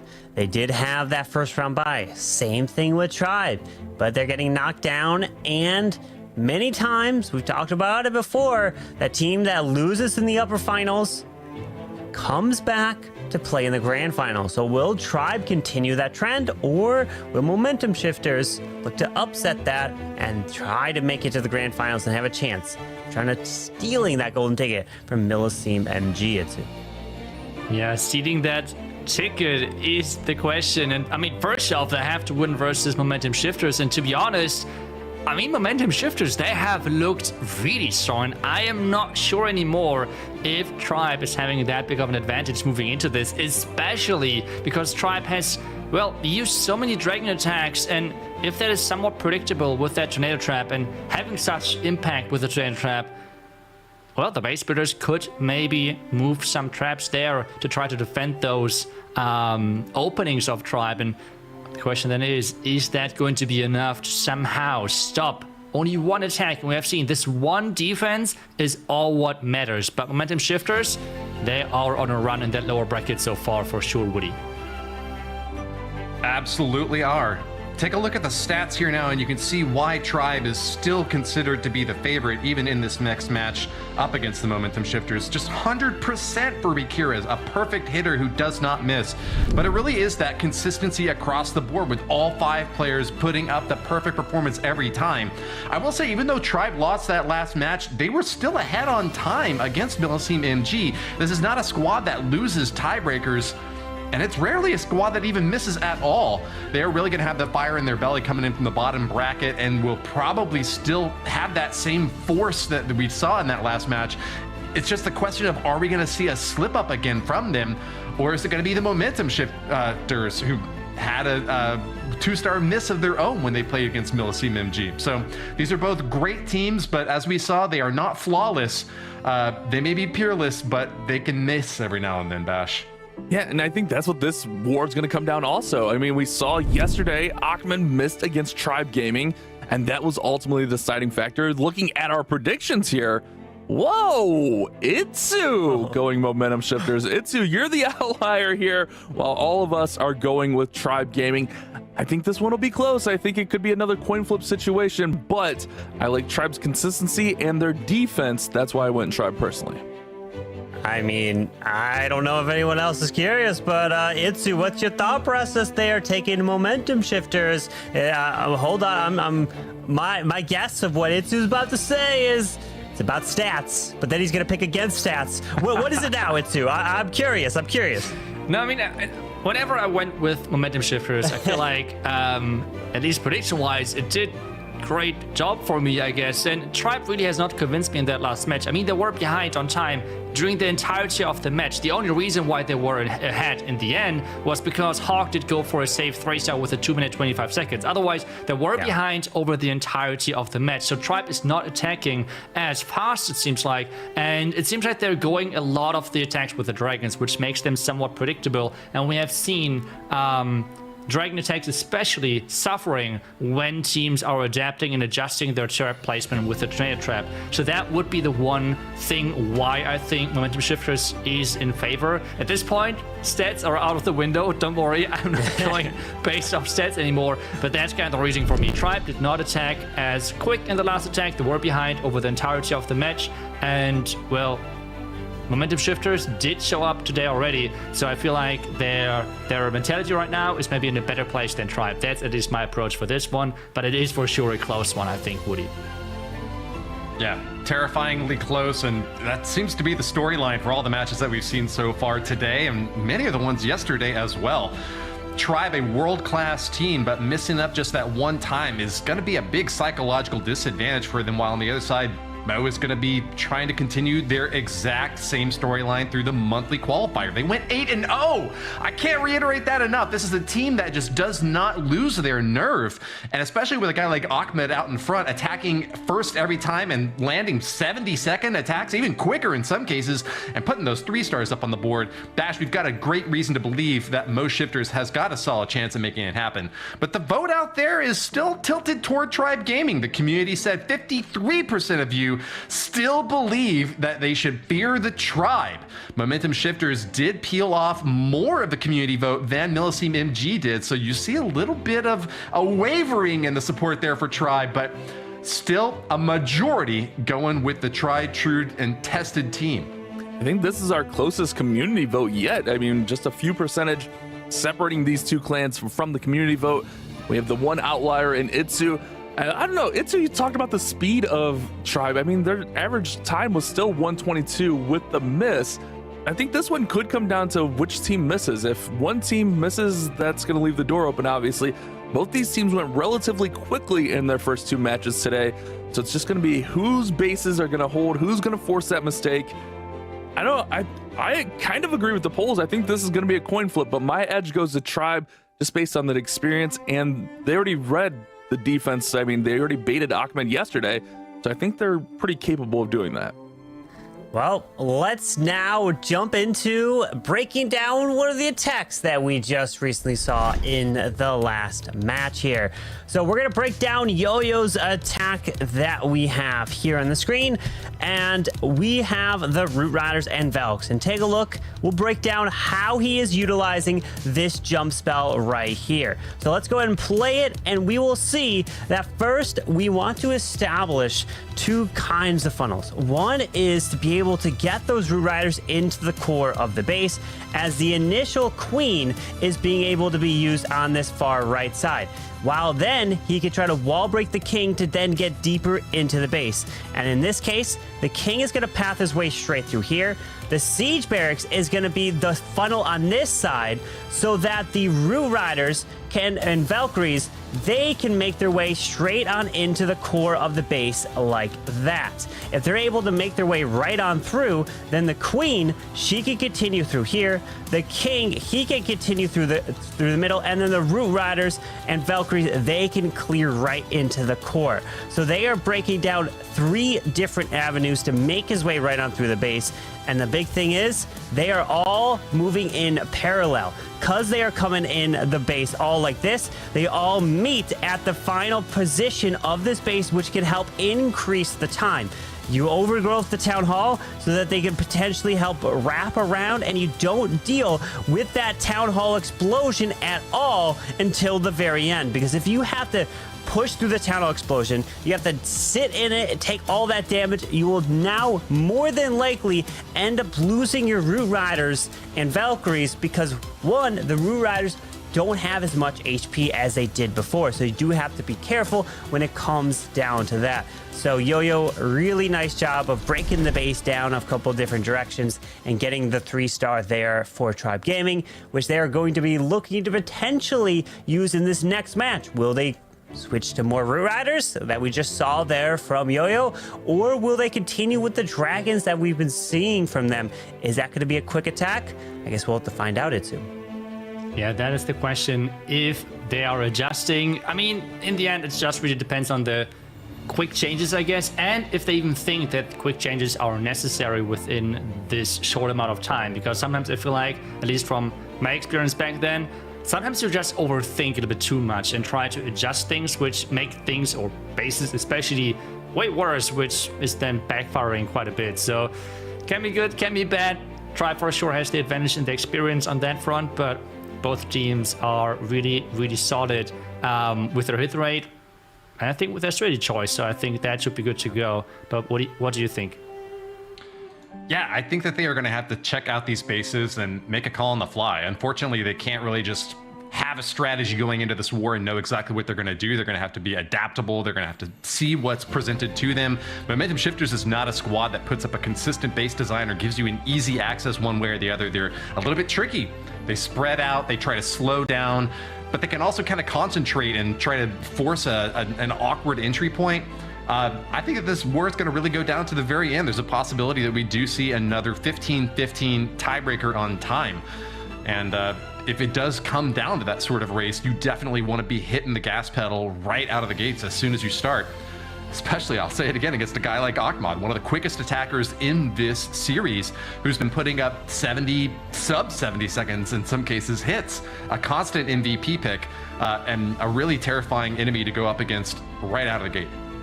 Yeah, I mean, this one's going to be interesting. I think the tone gets set very early from these 2 teams. The players will come out swinging. Ahmed, we know, is going to come out with a fast attack.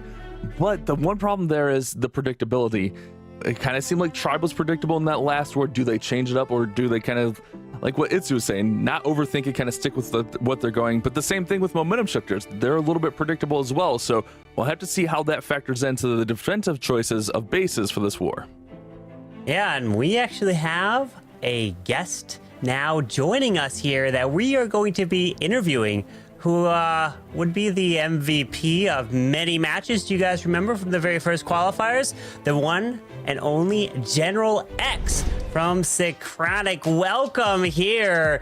Oh man, we've been having an action-packed day and weekend, and we know first, you already have a golden ticket. So General X, welcome here. How has it been since you've secured the golden ticket? You've been watching this competition. What's been your thoughts and just your kind of preparation leading up to the World Finals now?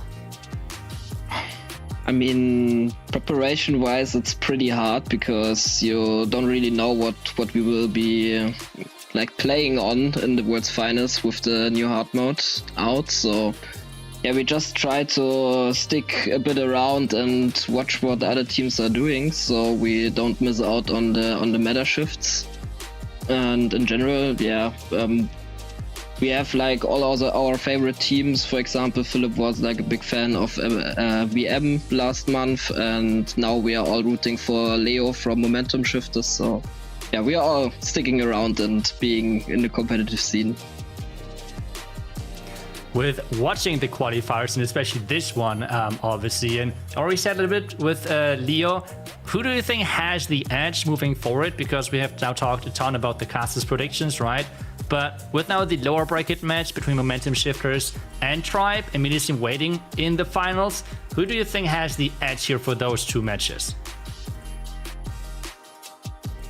I mean, you can't deny that MMG is like the most consistent team right now, and maybe not the most consistent, but definitely the fastest one. So yeah, if they don't do a mistake, then I don't think there's a team that can beat them today. But as we've seen in the past, they are very capable of also doing mistakes. So I guess it will be interesting, and if you put the pressure on them, then I think both teams have a chance. But yeah, it comes down to what they can do on offense as well.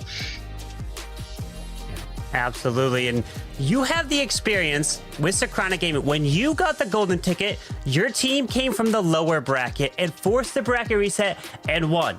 You talked about the Momentum Shifters as you were kind of rooting with them with Leo. What advice would you give them or Tribe coming from a lower bracket to try to stay focused and to be able to overcome the thought process of having to force a bracket reset and to win? I think the thing you have to think about is nothing really. Just focus on your game and what you're doing right now. And if you don't win the first one, you don't have a chance to play the second one. So it kind of doesn't matter if you think about what's coming next. So just focus each war after another, and then yeah, you can get the steps done in the end. Sometimes it's a bit of luck as well. So I wouldn't overthink the process.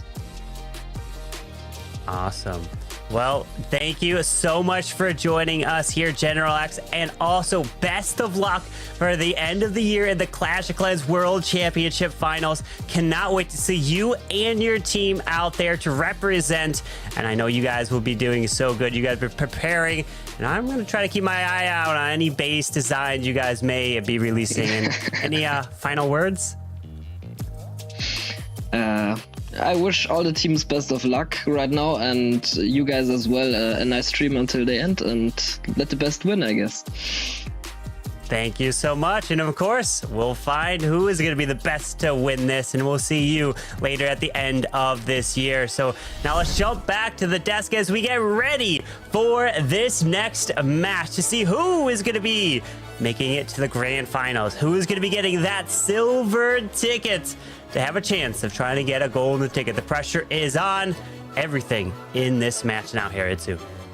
Yeah, the pressure is on for sure. And I feel like one thing which Galax said is really, really smart. And it's like not already think too far ahead. Like both teams, obviously Tribe Gaming and Momentum Shifters, they should not already think about, okay, how could we beat them? Maybe Millesime in the finals, or what should we do then or something. Really concentrate step by step on every single match you have in front of you, and not really like too far ahead, I guess. Just the match which you are currently then in, and that is a really, really wise advice, I guess, from Galax for both of those teams playing next. Yeah, I saw a lot of fans also in the chat cheering on General X, looking forward to seeing him at the World Championship, but also asking for those base packs.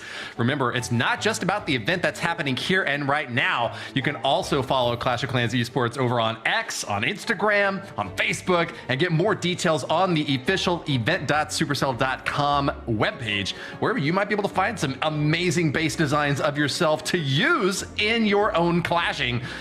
We've got an amazing war ahead of us still and some great insights to ponder upon. Bash, what was your main takeaway from that last interview?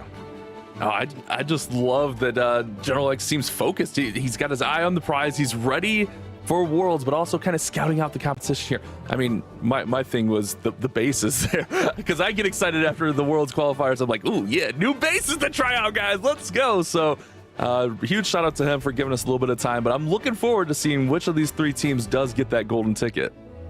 Indeed. Well, we're getting ready for this next match between Tribe Gaming and Momentum Shifters. The winner is going to be going to the grand finals. So best of luck to them. And I'm going to be sitting down for this one. I believe it's myself and Woody will be taking a seat in Itsu and Bash. Best of luck. That's right, we are ready for this one, Bash. The elimination match, one match before the finals. And we are already ready with the first attacker on the line. Momentum Shifters are starting us off into this match. And we have, again, the lightning fast player from Momentum Shifters going first. Yeah, this is a little bit of a rubber match from yesterday. These two teams did play, and Tribe did come out victorious because of Ahmed's attack. Ahmed was held to a 2-star. So we'll have to see, can he adjust? Can Tribe hold him down again? We know he's known for those quick Electro Dragon strikes, but will that be the case here? I'm looking forward to this one. Good luck to both of our clans. Man, I don't even really know. Like, I know I went Tribe in our predictions, but I kind of think this could go either way, Itsu. Yeah, I think both teams are just so good. And we have to start with, wait a second, the giant arrow was intended that direction. Typically, we always see like the giant arrow trying to snipe down an air defense, a sweeper, or something. I feel like this time around, it did not really do anything towards the core. The outside air defense is staying alive, and the core as well. But the overgrowth spell, making sure that the sweeper on the back end is not getting affected whatsoever. Yeah, very, very interesting here. The Overgrowth will kind of just hold everything up there in the middle as the Electro Dragons will now work around. We still have plenty of hero support here as the King is very healthy and tanking on the outside. Real Champion's going to come in from the top side and collapse everything back in towards that middle compartment.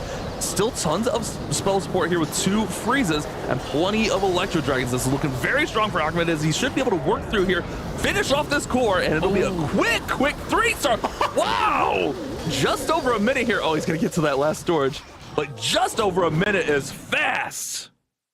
That looked so satisfying. The Electro Dragon chains for the core in combination with the spiky ball getting in there as well. And suddenly the entire core was just gone. And we have a lightning fast attack. Exactly what we were expecting from him with 1 minute and 5 seconds. And well, then Tribe has to answer this as well with a quick attack. But Momentum Shifters are starting as expected. Really strong. And we have seen that in the past. As soon as they're just getting a good start into a match, they are just not letting go. And Nebrox has to make sure that he is somehow as well getting a similar start as Momentum Shifters for his team. It's going to be hard to match a minute 5 seconds. So really, you just got to do your best to put up something quick. Back with the Dragons here for Tribe. We do see the spiky ball. We do see a lot of players now using a lot more damage equipment, especially with that spiky ball. It's going to bounce off to 9 different targets, and it can one-shot a lot of different buildings on the base. Not a lot of those key defenses, but it does deal significant damage as that arrow does come in right through the middle of the base. Did he get that sweeper right there on the top side? Yeah, I think the sweeper was on the other side, but the interesting thing is that the sweeper, which is directed into that dragon power, is not taken care of. It's now starting to push those dragons back, the queen around the bottom side, but there comes the entire clan castle getting lured towards that king.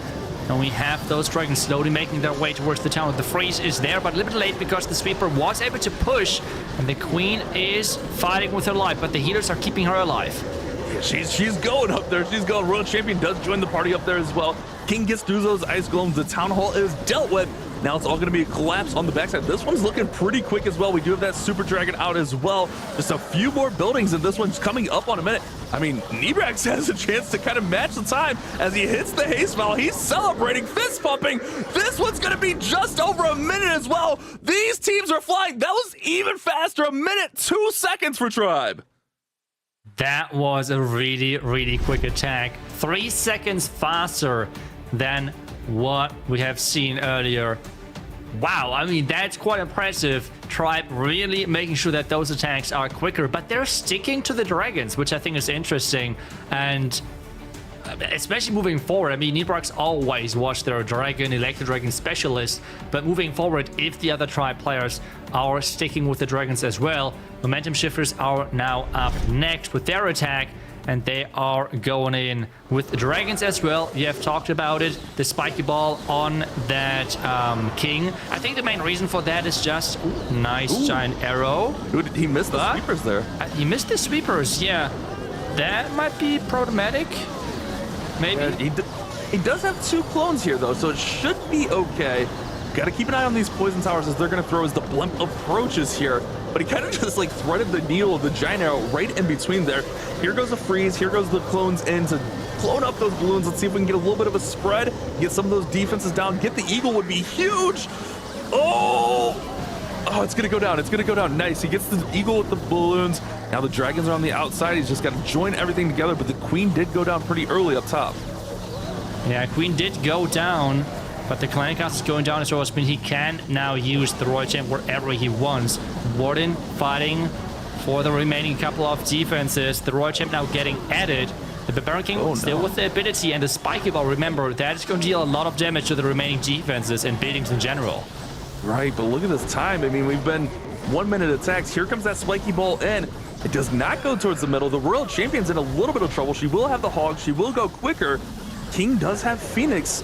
This is going to be a little bit slower so far by our standards. It should still get through for a triple, but is definitely slowing down the pace as this one nears 90 seconds. Royal Champion is spinning around there, so this will slow things down for the momentum shifters, and Tribe look to have an advantage. Yeah, Tribe is going to have that advantage. The giant arrows seem to not go as planned, and this is for sure not the fastest attack. It's going to be 1 minute, what was it, I think 42 seconds or something? I think so, yes. Which is going to increase their average time quite a bit. 1 minute 23 seconds on average, which is, to be honest, not that bad if you're talking about average time. But the question really is can Tribe keep up their average time, because that one is currently outstandingly good. Right, that takes the average time to 1 minute 23 for momentum shifters, which in a normal war, that's really quick. That's really good. I mean, if I attacked at 1 minute 42, I would be so happy. But that brings the average up to 1 minute 23, which is like right on the top end of where you need to be. And Rakira's is up next, and he has not missed. One of the most consistent players in all of Clash of Clans esports, and he's going to be bringing dragons to the table. Does have 4 invises with a couple of skeleton spells in here. There goes that giant arrow in early, right through the middle of the base. I'm not sure if he was targeting the sweeper, but he's going right into 2 sweepers as he didn't get either out. Yeah, is there going to be maybe like a super wizard blimp or something? That could be the thing with those invis. I'm not sure. I don't think it's super minions, because that will be into 2 sweepers, but I could see the super wizards. There's the double freeze. What is inside that blimp? That's the question. There is the blimp opening. Is it super wizards or anything else? Yes, it's super wizards, because they should be able to reach everything inside that core and take it out quite quickly. Yeah, that'll be really nice. Everything was kind of clumped together there. It's a little bit of creativity. Yes, it is still a dragon attack, but we don't really see the Blizzard Blimp coming in to take out that core. It does really nice here, but things are fading a little bit here. He does have the World Champion joining the party on the top side. He's got to get through the monolith. There is a scatter shot in the Queen. I'm a little bit concerned about this one, as he has an air defense and a bow on the backside. Still a lot of base remaining here. Yeah, but there goes another invisibility spell to keep that Royal Champion alive. The Hog Riders are now overtaking and tanking for that Royal Champion. The defending Queen is going down, but as well, not that quickest attack, especially with still some defense left standing around the bottom side, so the troops have to go back. So it should be actually a similar attack in time, maybe a little bit faster, but still 1 minute 30 seconds, and that should make sure that both teams are still somewhat close with the average time. That Spirit Fox came in real handy there for the Royal Champion. She was able to stay invisible and take care of that Queen. If that Queen got a few shots off on the Royal Champion, that one could have definitely got a lot closer to a fail, as it's 129. So Tribe maintain the advantage on time as well. Average times are looking at 1 minute 15 seconds for 2 attacks for Tribe Gaming, 1 minute 23 seconds for 2 attacks for the Momentum Shifters. That is right. Rakira's keeping his perfect streak as well, which I feel like is always... I mean, we know the game currently is for the pros, especially on the easier side, but going perfect in an entire competition is so impressive in my opinion, because there's always this one small little mistake which can happen and cost you one of your attacks, and maybe it doesn't happen often, but maybe just once, and that would already ruin this perfect hit rate. So that to me is just super impressive, and we still have 2 of those players in this tournament with Rakiras and Hawk already waiting in the finals with his team, so huge respect to that. Momentum Shifters, they're up next and need to make sure that they as a team keep their perfect hit rate, at least for this match. And it's getting to that point where things could get a little bit dicey. They're not out of reach yet. It's only 8 seconds, but if they have another attack that's like a minute 30 or something, and it's a little bit slower, then during that 4th and 5th attack, they might feel that need to start reaching, and that's when you can make those mistakes. So they need to keep their composure here. Don't do anything too drastic, and just make sure you're handling your business. Do what you're good at. Get those 3 stars, 80 seconds, give or take. Just don't go too slow here.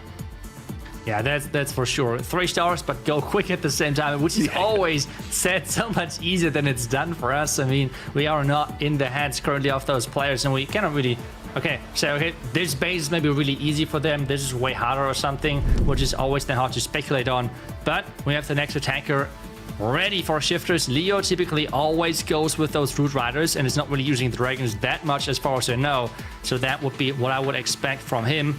And he had so far, I would say, ups and downs in his time. He was pretty consistent with the 3 stars, but he had some incredible quick attacks. I remember that he was part of one of my King of the Hits where he 3-starred with those Root Riders in the hard mode with like below 1 minute. And then he had as well attacks where, well, he just took like 1 minute 40 or something, which considered on this level somehow is a bad time, right? So, Right, yeah. Let's see what version of Leo is going to show up today, if he can make sure that this is a quick one. Well, yesterday he put up 1 minute 21 seconds against Tribe Gaming, and honestly, if he put that time up here, I think that would be fine for them. Maybe a little bit quicker obviously would be better, but 1 minute 21 kind of keeps you in the ball game. Overgrowth comes in right here. The King did go to Phoenix. We got those roots that are going to work around the outside. Keep an eye on the Queen on the top side. She's pretty safe right now, but she's going to go into an area where she's going to have that multi-archer tower. She's going to have the Expo along with the enemy Queen, and he's got to get the Royal Champion in play here as well. She's in play from the bottom of the side. Okay, I didn't see her right there. She's down there on the bottom, so everything should collapse and then work back towards that Town Hall at the end here. Yeah, the Root Riders so far look strong, but that's for sure something always you have to consider when those troops have to walk back again. The Queen's still looking strong, the push down to the core, and that split in the end. Some Root Riders going to the top side, some to the core. Was perfect for him. But the World Champ going to the wrong direction for now, and it's going to be 1 minute, a little bit more about the 1 minute 20 seconds, which I think is okay. It's going to improve their time, their average time, even if it's just a couple of seconds, I guess. Yeah, maybe a few milliseconds there. I think it was 121 again, the exact time 1 second. Had yesterday, which that's pretty interesting. Talk about consistency. Yeah, so it'll actually bring them down to 122 average, so knocking off a few milliseconds there. Nice one for Leo. Now, if you're Tribe Gaming, you've been going quick, and you have a few seconds you can play with. But if you can match that 121, that 120, you'll be in a really nice situation going into that 4th and 5th spots, putting a little bit of that extra pressure on those final 2 attackers. Yeah, I mean, at this point, as long as they're always in reach, or like within a couple of seconds maybe of difference, in reach of what Momentum Shifters are actually bringing into those matches, they're fine. They're good to go. They have this lead. They just need to make sure that the remaining attacks are close to the attacks which we're seeing from the Shifters, and then they're good to go. I know, again, it sounds simple when we're saying it like this, but somehow make it happen and they're fine. Yeah, easy for us. We're here sitting at home. We're just talking about what they're doing. We're not actually, on our tablets playing with them. That's the beauty of this job. We can just talk about it. They actually have to go do it, which is much, much, much harder said than done. Even everyone in chat, oh, the meta is easy.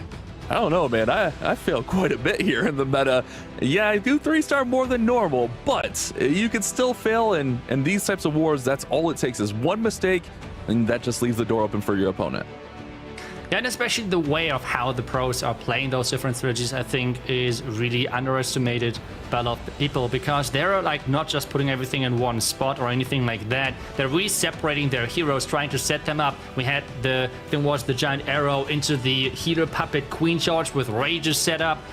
We have the separated king, a lot of times supported with a jump spell to create this pathing for the root riders. And if you don't do that, I have seen a lot of players saying that root riders can really go down quickly if you cannot set up this pathing and they're spreading out too much, because they don't do that much damage anymore at this moment, which means it's hard for them to move forward quickly if they're spreading out too much and if you have not set up that exact pathing, which the pros are really, really good at doing so.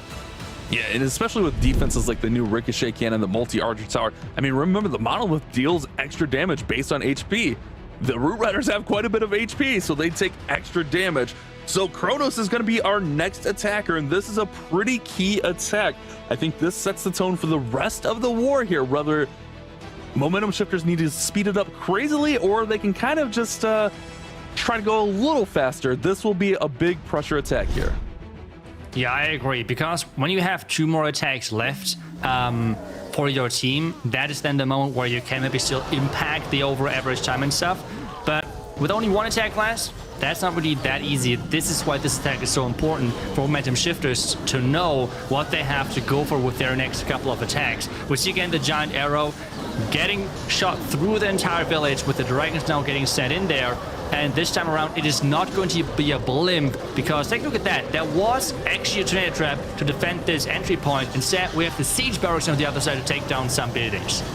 Yeah, both teams trying to bait the others. One of the big changes we don't talk about a ton was that siege barracks.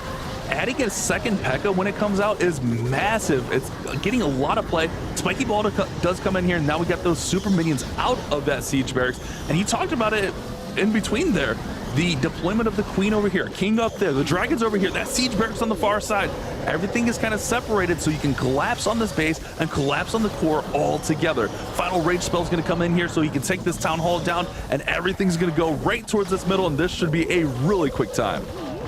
Yeah, and he's celebrating already. We have seen he is happy with this attack, and that is for a reason. That was a really, really good 3-star, and you said it as well, a really quick one, making sure that Tribe is keeping their lead. And I think they're even improving their average time and making sure that they're even further ahead. Exactly 2 more seconds on average ahead. 1 minute 9 seconds. Tribe are here to get their rematch versus Millesime, who are waiting in the finals for them.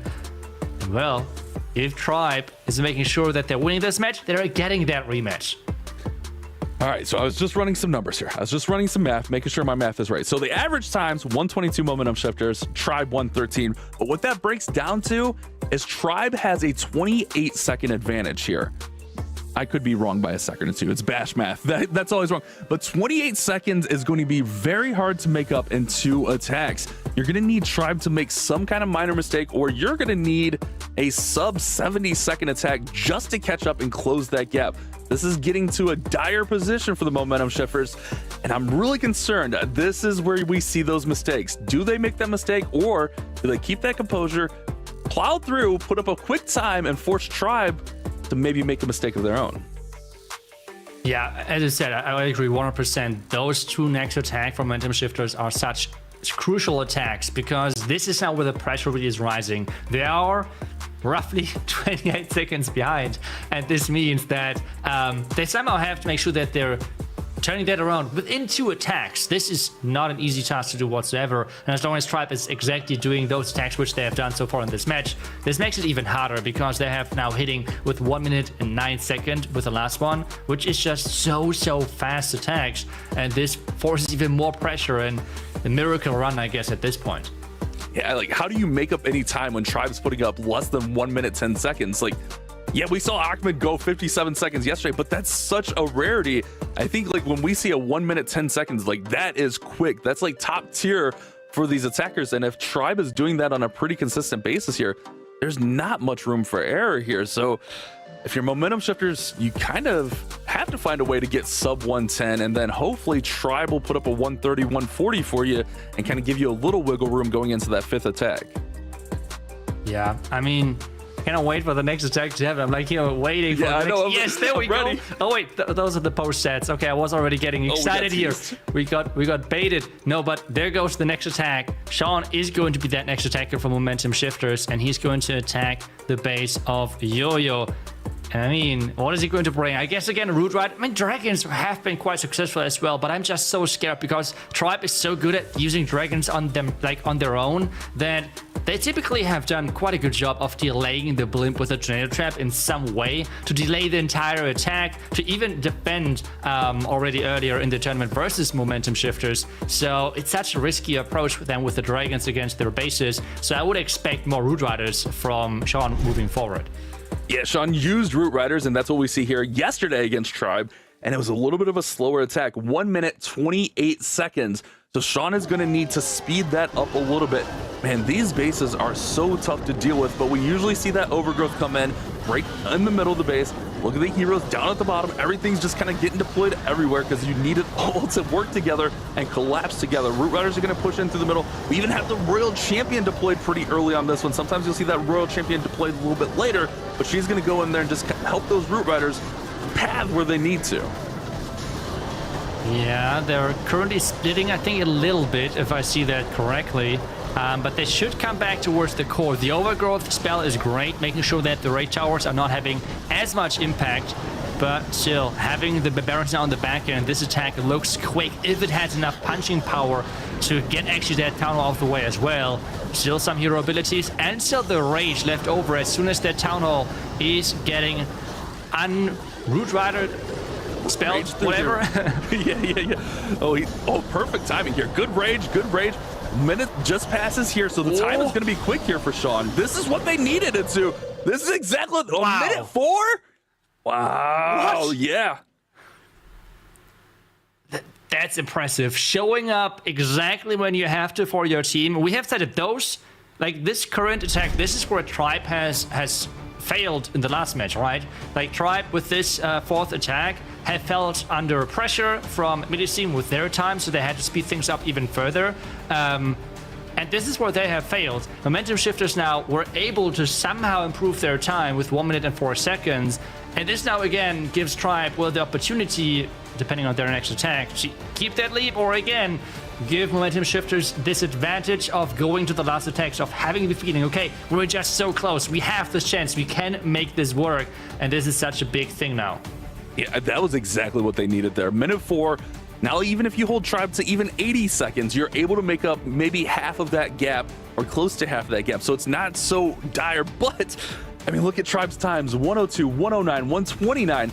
Tribe is flying as well, but anything can happen here. I mean, my hands are starting to get shaky. I can only imagine how our players are here. Oh man, this is going to be a crazy finish. It is going to be for sure. For Tribe, I think they have stick to their attacking order, if I remember correctly, which means Exorcist should be up next, who unfortunately has failed in the last match. So the question now is, was he able to recover mentally? I think Tribe, there's something which they have done in the past pretty well, I think, is just cheering up the team. When someone has somehow failed, like cheering that person up, making sure that you really feel as a team, because in the end you win and lose as a team, and that's the most important thing at this moment, especially after you drop in the lower bracket.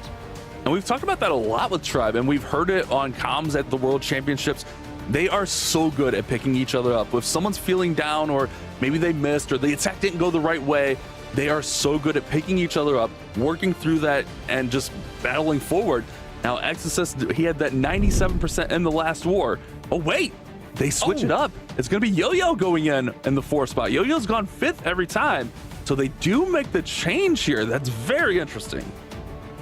Yeah, so maybe Exorcist needs some more time, or maybe he has a plan, or he has 2 plans versus a base, which means maybe he could still adjust to a safer 3-star. Maybe that's what they're feeling, who knows? But Yo-Yo going in now with those Root Riders in again, going with the Gauntlet and Rage equipment. I feel like most Spiky Ball attacks are going with Dragon attacks, because as soon as you get the King into the base, the Rage and Gauntlet combination gives you most of the time the most value. Well, with the dragon attacks, the king a lot of times is not really diving too far into the village, which means, well, the spiky ball is just giving you more value overall. And that's the biggest difference. What we see with Root Riders, a lot of times those, well, Rage and Gauntlet, while with the dragons, it's more about the spiky ball. Right, right. We do have like pretty much everything going on the same side of the base here. We don't have a huge big difference.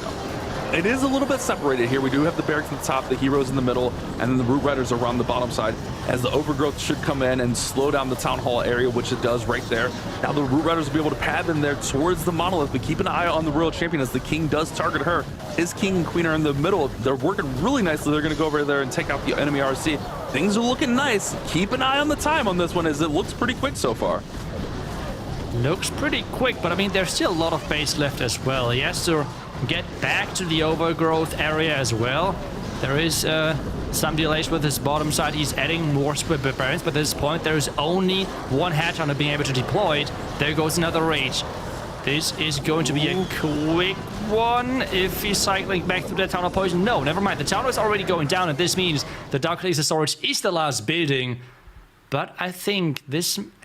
I want to say it somehow makes it possible, right? Like, what is going to be the average time of Tribe after this? Going to update in just 1 second. Then we see what their time... It stayed the same. It stayed the same. So it's going to be still 5 seconds on average. They are in the lead, which is not too little, to be honest. I got the time at 19-second advantage for Tribe. Our average times are 113 to 118, but I believe it boils down to exactly 19 seconds. So momentum shifters are going to have to gain that back somewhere here. Just going through my numbers, I think that's where it's at.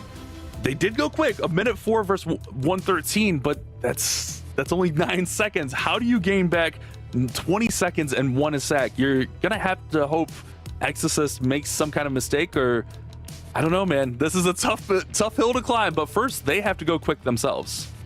But maybe that's a good sign for momentum shifters for them.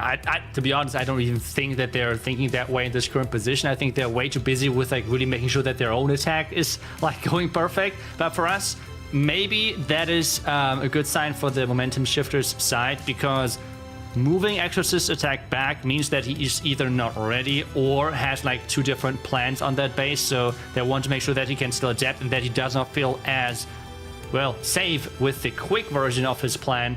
So that might be good for me. But either way, I think it's going to be crazy, because this next attack now is really giving us a lot of insight on what Exorcist then has to do. Yeah, and if they put up a nice fast attacks, anything sub 70 seconds, that could really force Exorcist into a position he's not comfortable with. I mean, I know after a miss, you want to shake that off and move forward, but that's easier said than done. We all think we can move forward, but you know that's in the back of your head, like, oh man, I had that 97%, I cost my team the war. We all know it's a team battle, but we can't help but think that when you're the only miss of the war. So there's a lot of pressure here. It's going to be Zken, who came in yesterday with dragons. Oh, and I don't have the time. I don't have the time on it, but I believe it was a little bit of a quicker attack. But let's see if Zken sticks with the dragons against Kronos here. Yes, it's going to be dragons.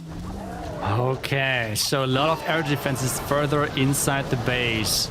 There goes the giant arrow. I think, yeah, he caught the one sweeper, and he's going in from the top side. The Archer Queen separated on the bottom side. And we have the blimp now flying. Let's take a closer look at that blimp. It's flying. It's flying. No trap so far. No tornado trap. And it's getting that town hall. And it's getting the town hall quickly.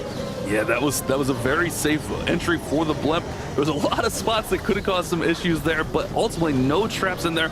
We will have to keep an eye out to see where that tornado trap is. Royal Champion joins the party over there on the left. The king and queen are on the bottom side. He's going to look to collapse everything in towards the middle, but he does have these ice golems that will slow down the heroes for just a moment. But keep an eye on this eagle and monolith compartment, as the king is there also, which will slow things down, but still plenty of spell support as well.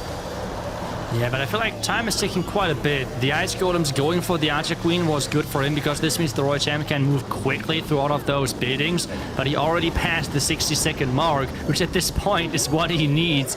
The Royal Champ going down to the giant bomb next to the multi-inferno tower, and that will cost him even more time. So I think Tribe right now is quite happy, because this looks more like a 1 minute and 30 seconds maybe, depending on how quick those dragons are.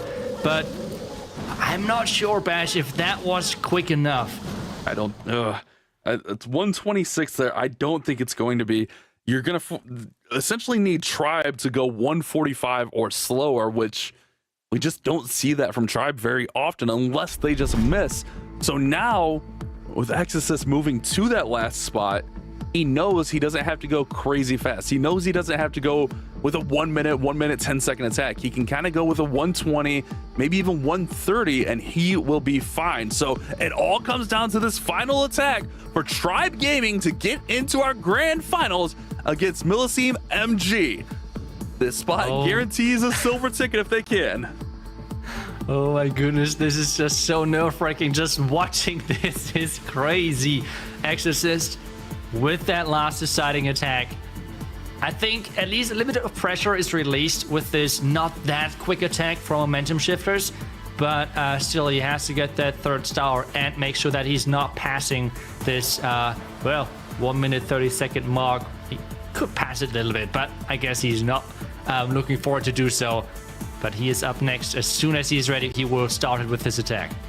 Right, yeah, you really like 1 minute 30 seconds is pushing it because, you know, it's my math. It could be all wrong here.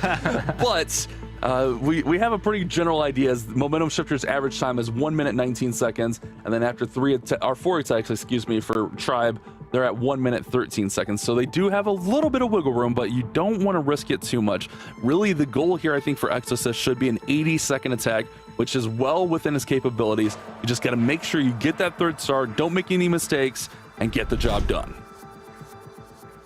Okay, if the chat is correct, okay, so we can blame it on the chat if that's not correct. That's perfect. So chat says that 1 minute 44 is going to be enough for tie/win, something like that. I think that's win. I think tie is 145 by my math. Yeah, okay, so, well, he has to go quicker than that for sure. Dragons are in, and we have the Queen already taking down the Eagle Artillery nice and early. The sweeper behind the town hall pointing into the direction of the Dragons is already gone, which is great for him.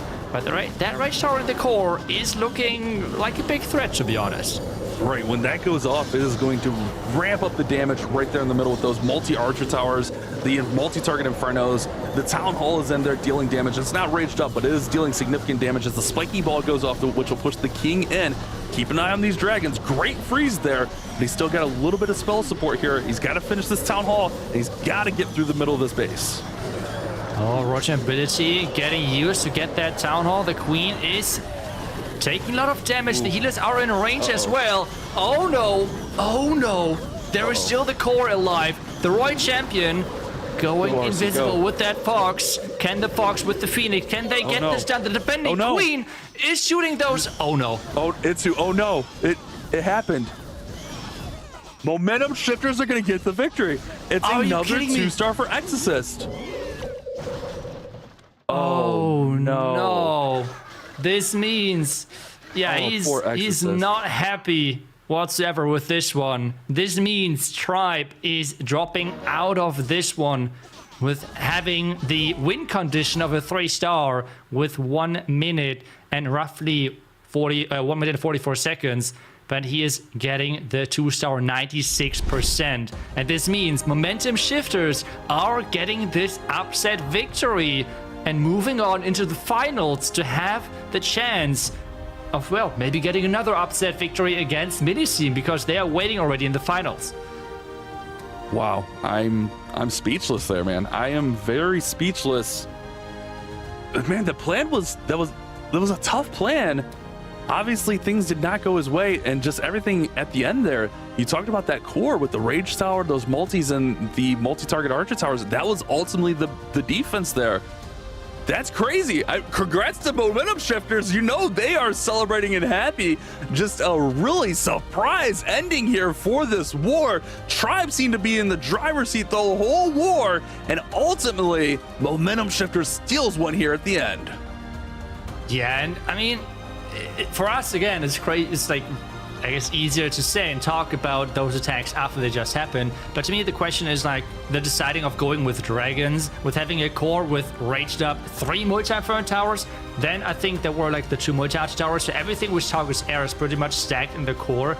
Maybe he was hoping that the free spells have enough value or something. Maybe the black mines were just placed so perfectly that he was able, well, he was not able to really avoid them to the correct moment. So either way, really, really good. And I think that's as well important to shout out. Really good job on the base building on that side from Momentum Shifters. Getting that defense there with this raged up core, dealing just too much damage for his troops to tank and to handle.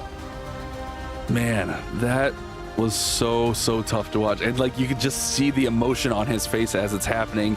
You feel bad for Exorcist, but at the same time, you know the Momentum Shifters are excited. They are going to go to our grand final, and they are guaranteed a silver ticket. They will play against MMG, and essentially what is a best of 3, where MMG is essentially won one already. They will have to win twice to get the golden ticket, and that will be our, well, I guess not necessarily final match, because we could have 2 more matches if we have a bracket reset here. Yeah, Momentum Shifters. I mean, they are crazy in this lower bracket run so far. I mean, it's really, really insane how they are showing up when it matters. They are really solid with those 3 stars. I think they have missed so far in this double elimination bracket. I think only 1 attack, and that was versus Tribe in their upper bracket match, since this was a rematch as well. And otherwise, they are still perfect as a team within this double elimination bracket, and it's just really, really impressive. Man, after Zeken's attack, I thought Tribe were going to be in the driver's seat there. I thought maybe they go with like the safer plan of the 2. Oh no. Oh man, the heartbreak. He knows it. Dang it. Dang it. Oh, devastating. As we take a look here at our final stats, Imran with the slower attack kind of set the pace, and then Tribe just put their foot on the gas, but ultimately it is a 2-star fail that cost Tribe the victory. Momentum Shifters will steal this one from out under them, 15 to 14 stars. Yeah, and this means we have the finals, Momentum Shifters versus Millesime in the finals. And this is going to be as well a crazy match. Millesime so far, we have heard as well from Generex, he said that in his opinion, Millesime so far, they can only lose it themselves. I mean, they are the best team in this competition based off what he said. And I mean, there is a reason why they qualified to the finals with the upper bracket. They were just incredible, consistent with their attacks. They were incredible quick with their attacks. And I think this is going to be a great final for those 2 teams. And at the same time, talking about the finals, this means that Momentum Shifters have gotten the silver ticket, guaranteed at least with this victory, which is huge, because there is only 1 more qualifier next month where people who have not had so far either golden or silver ticket, who can then have a chance of making to the World's Finals. Interesting MVP pick there. Imran with the slowest attack wins the MVP for that matchup, but hey, you know, the community, they voted, they spoke, and Imran earns it there. Carbon, what a finish, man. That's a big shot. Very shocking. Everyone in chat as well could not believe it, and it's just unfortunate there for Exorcist. It was back-to-back wars for him, so he's got to be feeling it there, and have it come down to your attacks, unfortunately, be the difference maker. He's gonna have to really try to take a deep breath and know that there's another opportunity next month, so your hopes of getting a golden ticket is not out the window, and you still have another chance. But it's going to be harder, as these teams are going to be trying their absolute best to snatch that last one before the last chance qualifiers. But Woody, what was your thoughts there? My thoughts is that might be the upset of the year so far. A team like Tribe missing like that when it matters most, and twice in a row having just lost to Millesime as well. This is a major setback for them. Certainly think that they still have it in them to take the July monthly qualifier, but they're going to be pushed back to next month already. The last chance qualifier following up right after that, it would be pretty earth-shattering if we had another world championship that Tribe was not at. I do gotta say, I think that maybe Imran got the MVP tilt there because he was the defending base against Excosist. We all know that they collaborate together in building those bases, but I think that the community vote might have been a tip of the hat to the base builders there as the true MVP, Imran representing them for his excellent defense against Excosist. Good shout out there. What do you think about that? Yeah, good shout out there. I didn't even notice that on the defense there for Imran. But man, it was a crazy finish to that war. I'm still in shock. I still can't believe it, but well earned for the momentum shifters. I mean, they had a really great lower bracket run, and they earned every bit of it. Yeah, they did. Now let's take a look at the bracket and where we currently stand, because we are getting ready for the grand final match. And it's gonna come down to this. Millesime MG did not play momentum shifters here in this weekend, so this is gonna be the first time they are facing off. But remember, since Millesime MG is coming from the upper bracket, all they have to do is win one match. But momentum shifters have to win this next match, force a bracket reset, win the next one in order to take the golden ticket. So a lot more pressure is on momentum shifters here in this next match, Itsu. Yeah, but I feel like at this current moment, I feel like no one can beat them. Just this one match with the energy and with the crazy finish, being in their current position, I think that was the best thing which could have happened to them moving into this finals, because they have the momentum 110% on their side. Millesime, for sure, they will feel great. I mean, they will feel pretty relaxed going into this, I guess, or somewhat relaxed, but they will feel pretty convinced moving into this because they have won all of their matches so far pretty convincingly. But just talking about how momentum shifters feel, because that victory was just so energetic and so crazy with that finish as well, Woody. Well, we're going to be getting up into the next game shortly. We'll take a look first at the stats here and remind you of all of the performances so far from these stellar players.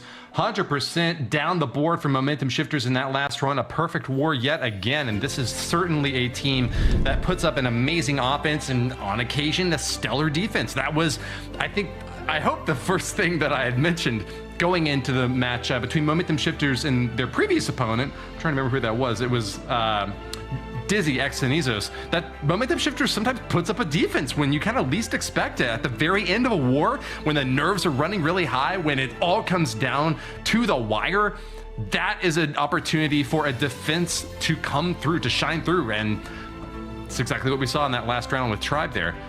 It is still going to be a very big uphill battle for them to continue this run through the lower bracket, especially because they need a bracket reset to get the win here. 2 wars in a row against Millesime MG almost sounds like way too much to ask. But momentum shifters did that perfect 8-0 run through the monthly qualifier, and now in the monthly finals, they're perfect in the lower bracket. 15 stars against Pulse, 15 stars against Dizi, and 15 stars against Tribe Gaming. Can they possibly miss, or is Millesime MG going to have to win on a time tiebreaker, Bash? Yeah, I mean, it's going to be tough. It's going to be tough. I think we haven't seen a 15-15 today. I think we could see our first 15-15. These teams are going to lay it all out there for sure. Definitely edge to MMG just the way they're playing, but momentum shifters has all the momentum, not to, beat the dead horse with the pun, but they literally have all of that momentum. Man, I'm looking forward to it. Oh, it's going to be a fantastic grand finals. You're not going to want to go anywhere, because you know how we just had an interview just before with General X? Well, we got another interview with the community manager here in Clash of Clans. It's the fantastic Fairy! How are you doing today, sir? We are so excited to have you with us to talk a little shop on Clash of Clans community management. Hi, thank you for having me here. Nice to see you both. Oh, Fairy, it's been interesting ahead, so far. Sorry, Woody, sorry. It's been interesting so far. What have your thoughts been thus far about this month's World Qualifier? I mean, are you enjoying the show so far, I guess, is the simple question here.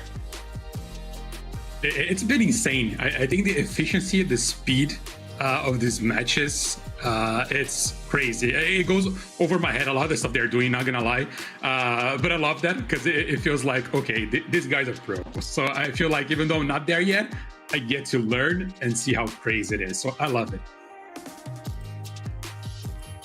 Well, there's some stellar matches so far and some really heavy-hitting performances. We also know that the Clash of Clans team is working really hard on the competitive metagame right now, taking a look at balance changes. We just got a nerf to the Root Riders. We also just got the introduction of a hard mode. And although we're not using that in competitive Clash of Clans right now, I wonder if you could talk a little bit about balance and what is in store maybe for the future of competitive Clash of Clans. I think that, of course, balance changes are just part of the game, and they're going to happen, keep happening as always. But the hard mode, I think, was the first step into looking at the competitive scene of Clash of Clans and like, okay, let's try to do something that's specific for the competitive scene. And I think this was the first step. And again, we know that it's not there yet. We already received feedback about the percentage of things we should change and adjust. That's why we're not using for the esports scene yet, because we know there's still a lot to be tweaked. And that's why we need feedback from players to know, okay, maybe we need to change a little bit the defense. We need to like maybe decrease the HP and attack of the heroes a little bit, or maybe something else. So I think that we're gonna get there, that's for sure. But we still need a little bit more time because we don't want to implement something that's gonna make the scene worse, right? I think that's the main thing here. Yeah, and it seems like, I know it's just been out this week essentially, but it seems like a lot of that early feedback for the hard mode from a lot of the esports is really good so far. We're seeing a lot more strategy be used. We're not seeing all perfect wars. So I think even though it's like in the initial phases, I think it's successful thus far. So I'm really looking forward to that and maybe even seeing how it expands. But my next question is, I saw a little video this morning of you, and it seems like you've kind of really taken to that community manager role really well with the videos and the events and everything. I mean, the team's killing it with the events. It's so much fun, but how are you enjoying your time as the new community manager? It's super fun. It's also a lot of work for so many reasons, because Clash is a huge game, a huge community, and there's esports scenes, there are creators, there's so much to it, and I think it's a privilege, and I feel super happy to be able to do this, and I think I'm getting there. It's only been a few, like 8 months, I think, since I started. So I think there's still ways to go, and I'm always reading Reddit and feedback and social media to see what's happening, see what players are saying, even about myself. So I learn as I go, but it's been a pleasure, honestly. It's like I can't think of anything else that I could be doing right now that are making me happier.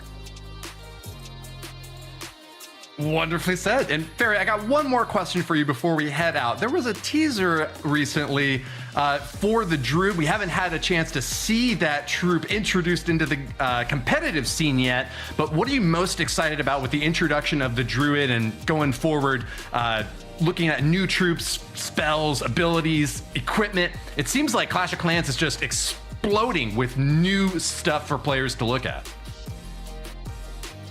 I'm glad that's the way you're all feeling about the new troop and the future of Clash. We do have a lot of like new things planned for this year, so it's not just changing features we already have, actually introducing new things to the game. And I think players will be very happy about it, because we're trying to find the sweet spot where like don't want to make the game more complicated, but we also don't want to make it too simple. Like that's I think the struggle is just find the sweet spot between the two, and that's why we're trying to do these new features and new things we're gonna bring. And yeah, I think the Druid is something exciting. I can't wait to see it being used. But what I can say is yes, there are gonna be more new things this year. They're completely new to Clash, and I think players will be very happy about it, and won't have to wait too long for it. I think that's the best part. Won't have to wait too long. Well, great. Oh, you go ahead. There's new stuff right around the corner. Bash, you take it away though, and I think exit our interview with Ferry. Give him one more big thanks. Yeah, you know, I'm just so excited, like hearing new stuff. My brain gets going. I forget how we're supposed to operate here, but nothing but love, Ferry. We really appreciate your time. We really appreciate you joining us here in the World's Qualifiers. So huge thanks to you. Keep killing it as community manager. We're really excited to have you and looking forward to what you bring to the table. Thank you so much. Thank you for having me again. You're all awesome. You've been doing a great job. So thank you, and I can't wait for the next match. Well, it will be underway shortly. We're going to bring back our other two casters as we get some thoughts and feedback and responses. Let's go to Carbon first. Anything that stood out to you from that interview, or anything that you're looking forward to about the competitive scene shaping up, as we're going to have Druid available next month? We can talk a little bit more about hard mode and the balance changes that we've seen. Where's the current state of the competitive scene right now in Clash of Clans?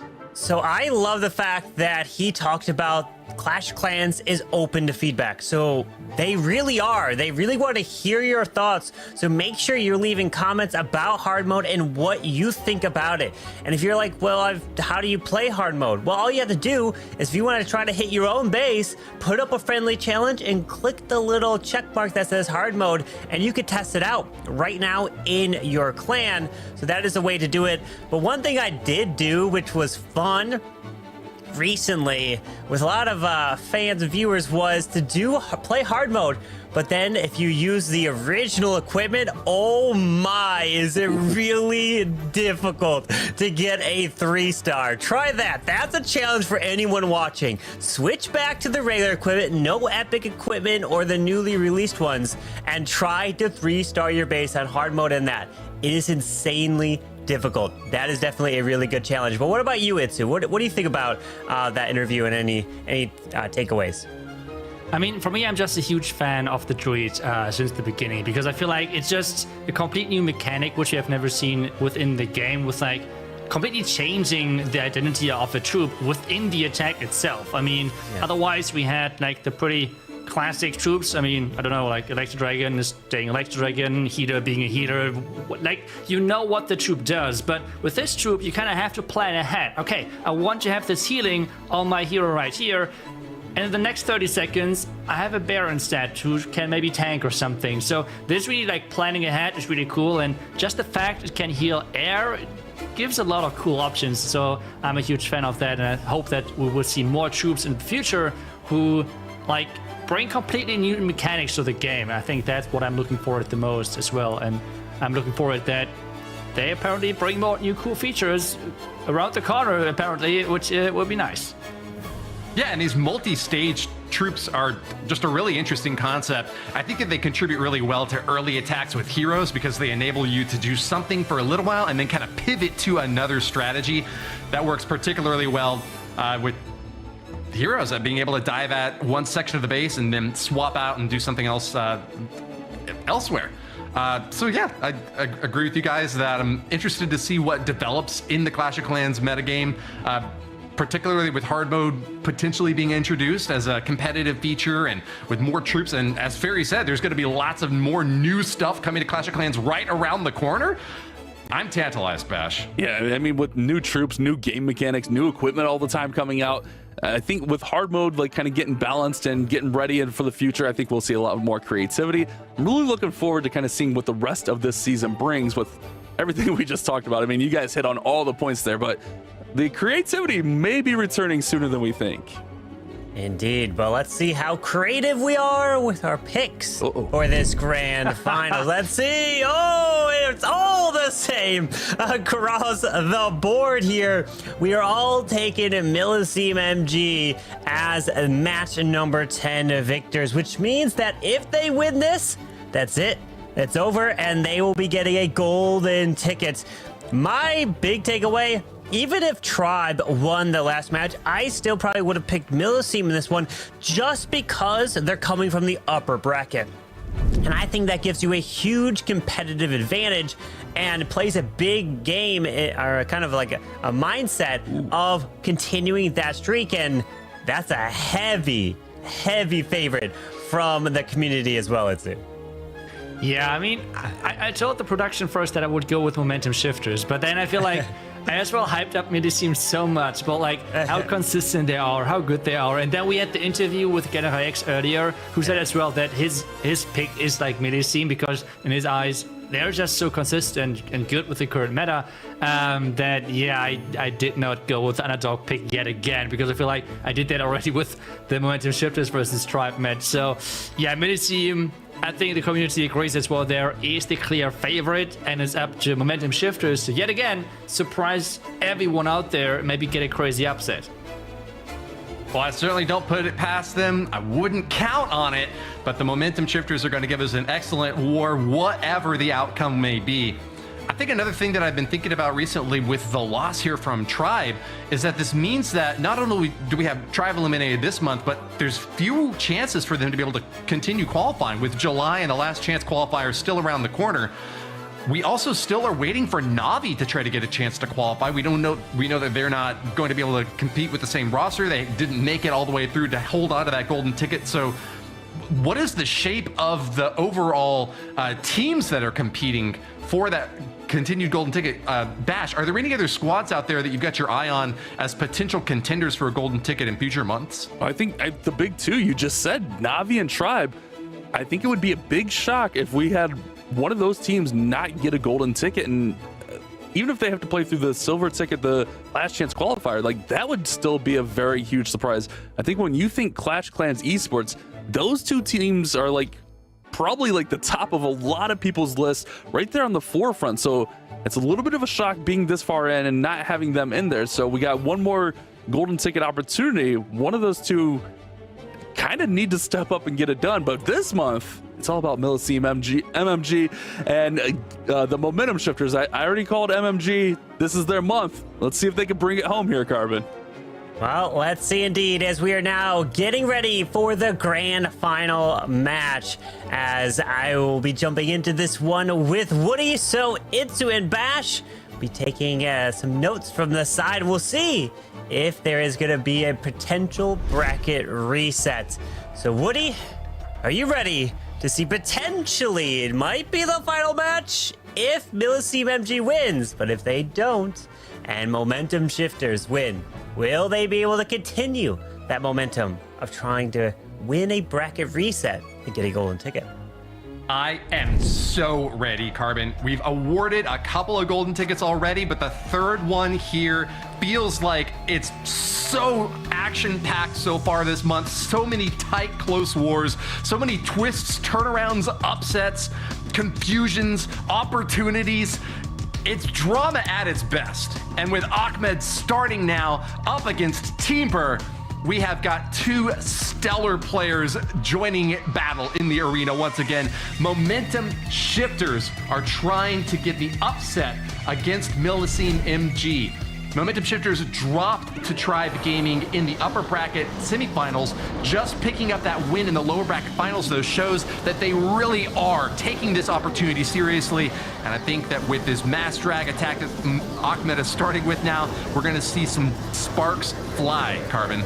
Yeah, with those dragons going to push their way right through this clan castle towards that town hall, and there is the overgrowth, which hits the Eagle artillery. One of the shots went off, but it hit the dragons while under the Warden Turtle's home, so it won't do anything as he continues to path his way to the town hall. Now sends in that Royal Champion to the bottom side of this base while the King is tanking that Ricochet cannon. Remember, speed is the key here as he does find a tornado trap here, but the dragons, they secure the town hall as he's going to be able to make his way over towards that Eagle. As it now, they'll be able to target the Eagle after the overgrowth has disappeared. That is going to be a lot of damage onto those dragons, though, and that's going to force out the Eternal Tome from Ahmed, trying to protect him as best he can while he's right in this. Oh, no, that wasn't an Eternal Tome. That was the Phoenix picking the Warden back up. The multi-infernos are going to stand in the core of this base, and that is a lot to deal with, especially since they were raged up, dishing out plenty of offense. He's got one more freeze to drop. He's going to drop it on the King and an Archnar, but Spring Trap knocks those Hogs out of the arena. It's going to be a triple, but he's taking quite a bit more time than he has in previous hits. The 72nd player is looking closer to a 1 minute and maybe 22-second hit. 21, okay. Yep, 1 minute, 21 seconds there. Hey, he's got the 3-star, and that is what mattered. And you cannot afford of getting a 2-star, especially if you're the first attacker in the match. But great job there for momentum shifters to get a 3-star, and now gonna put the pressure onto MMG. But Millesime MG, they have the second attack, which means that they will eventually have the final attack. And if it comes down to it, they could potentially change their plan however they need to try to risk it all, or potentially go for a safe 2 to 3 star to try to get a golden ticket. A 3-star is a 3-star, but we saw a little bit slower of a performance from Ahmed that time, running up against traps that may have been a little bit unexpected. That tornado trap slowing down the Dragon Rider and preventing it from taking out that air defense on the bottom side of the base might have cost him 10-15 seconds just there. It's going to be an early strike into the core with Earthquake spell and a giant arrow to shoot straight through the center of this base, carving a nice chunk out. There are some builder huts in there that are going to start repairing, so Nacho wants to go as quick as he possibly can, crushing the right corner with that Barbarian King and setting up for these Root Riders and Valks to smash through the 2 o'clock position, Carbon.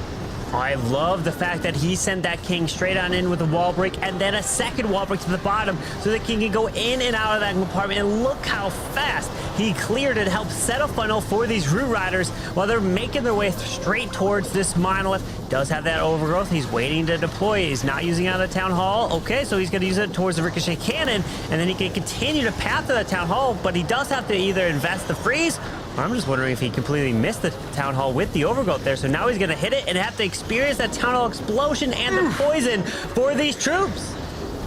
That's gonna hurt. On his favor, though, Nacho did bring a poison spell, very effective against the archers that came out of that CC. There's not a whole lot that's been shut down by this overgrowth, but they're gonna be walking over these walls anyways, encountering that enemy Royal Champion, taking her down, and it's a freeze on the last big clump of defenses. Raged up Royal Champion stabs the last few down, and this is an easy 3-star for Nacho. Knocks it apart, but slightly slower than his opponent. The momentum shifters will hold a few second lead out of the first round of attacks, Carbon. Yeah, just a bit slower than Momentum Shifters with a minute 25 there for Nachoa. Still, great job. It's a very quick triple, but they have to try to continue to lower it to minute 20, minute 15, minute 10, and even if you could hit that 60-second mark. Remember, this is the Grand Finals. This is the first match of the Grand Finals. If there is a bracket reset, then we'll have a second match. If there's not, and Millesime MG win, then they will be getting the golden ticket and they will be invited to the Clash of Clans World Championship later at the end of this year. As now Imran coming in with the dragons and no giant hero arrow on the Queen. Is he gonna go E-Dragon Chain? Oh, I think he definitely wanted to take out that air defense with the E-Dragon. It doesn't look like he was able to successfully do that. Yeah, I think I saw a Tesla pop up there and kind of frustrate the chain value that Imran was looking for. Bad news for our MVP from the Mo Shifters from their previous match.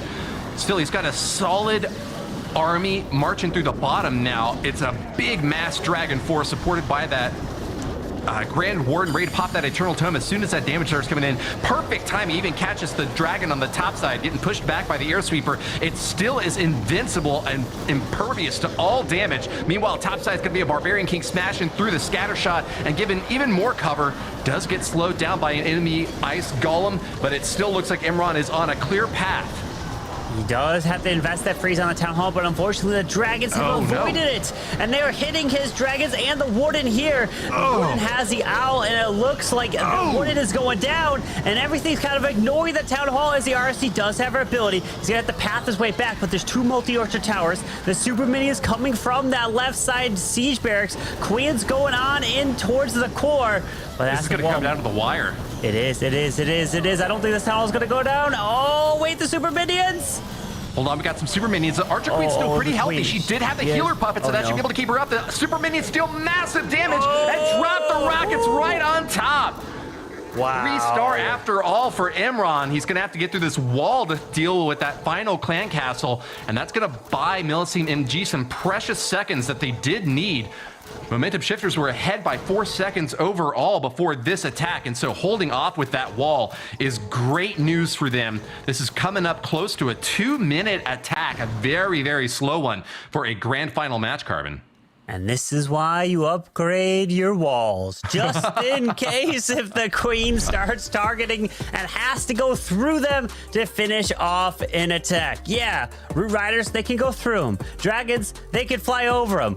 But it's for situations like this that can make the difference in a match. In your typical war, when it comes to a regular war, it just If it's 100% war with all 3 stars, yeah, it'll be a draw. But that's not the case when it comes to esports. If it's 100% a tie, then the time is the tiebreaker to officially determine who is going to win. So you got to be as fast as possible. Well, that 4-second lead is not going to be easy to hold on to against Tryhard. A minute and 51 seconds would put this at a tie, and we can certainly expect that he could do it even faster than that. Standard complement of equipment for the heroes so far. He's going to use an Earthquake and Lightning right in the core of the base, and a Giant Arrow to take out even more. He's holding on still to a few freeze spells and rage spells to go fast on his own and slow down enemy defenses. Spread out heroes as well, Carbon Fin. He is working really hard on the funneling to start out this attack. Yeah, that king is pushing his way directly into the eagle. There is a headhunter that is slowing this king down quite a bit, so he is investing that freeze as the wooden eternal tome goes off to protect those Root Riders. But the queen, she charged her way to the town hall to secure it, so the Root Riders and Valks don't have to worry about getting hit by the town hall poison, and he doesn't have an overgrowth, which won't slow him down at all as he continues to push right on through. Sneaky Headhunter made her way into the Barbarian King and provided even more value for that queen charging in the top corner. She got the first star to prevent any sort of 2-star disaster. And with the third one coming up just soon after, Tryhard is pumping his fist, so happy that this went exactly according to plan. Just past the 1 minute mark. It's looking like a 1 minute and 10-second finish for Tryhard, putting them way far ahead in the lead on time now. Going to be extremely difficult for Momentum Shifters to turn this back around. We're going to need to see some lightning fast play from them in the mid and late war, Carbon. Yeah, minute 17 to a minute 38. Now, slow attack, the second one from Momentum Shifters, definitely set the tone, and it's going to be potentially the difference maker if nobody fails an attack. If they all bring 3 stars, and you know that MMG is going to continue to try to deliver 3 stars after 3 stars.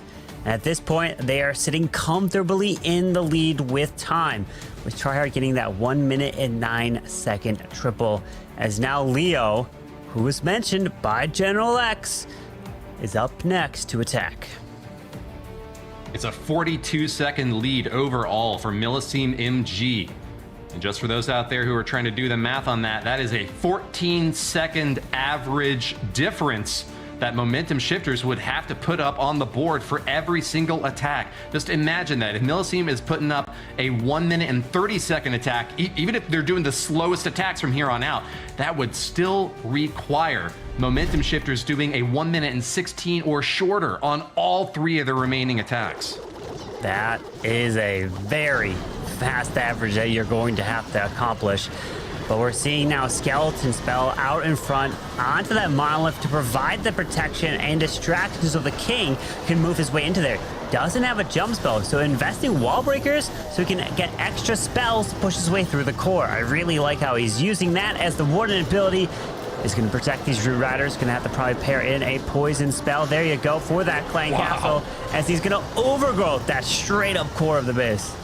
Fantastic timing. Leaves that multi-target Inferno out so that his attacking troops can take that out and won't have to worry about it as they swoop through in the backside. Barbarian King just smashed through the top and upper left compartments of this base, and using that gauntlet early, gigantically just demolishes everything in its sight. Took down a skeleton trap on its way as well. One less thing for Leo to have to worry about as the Root Riders path around the bottom side.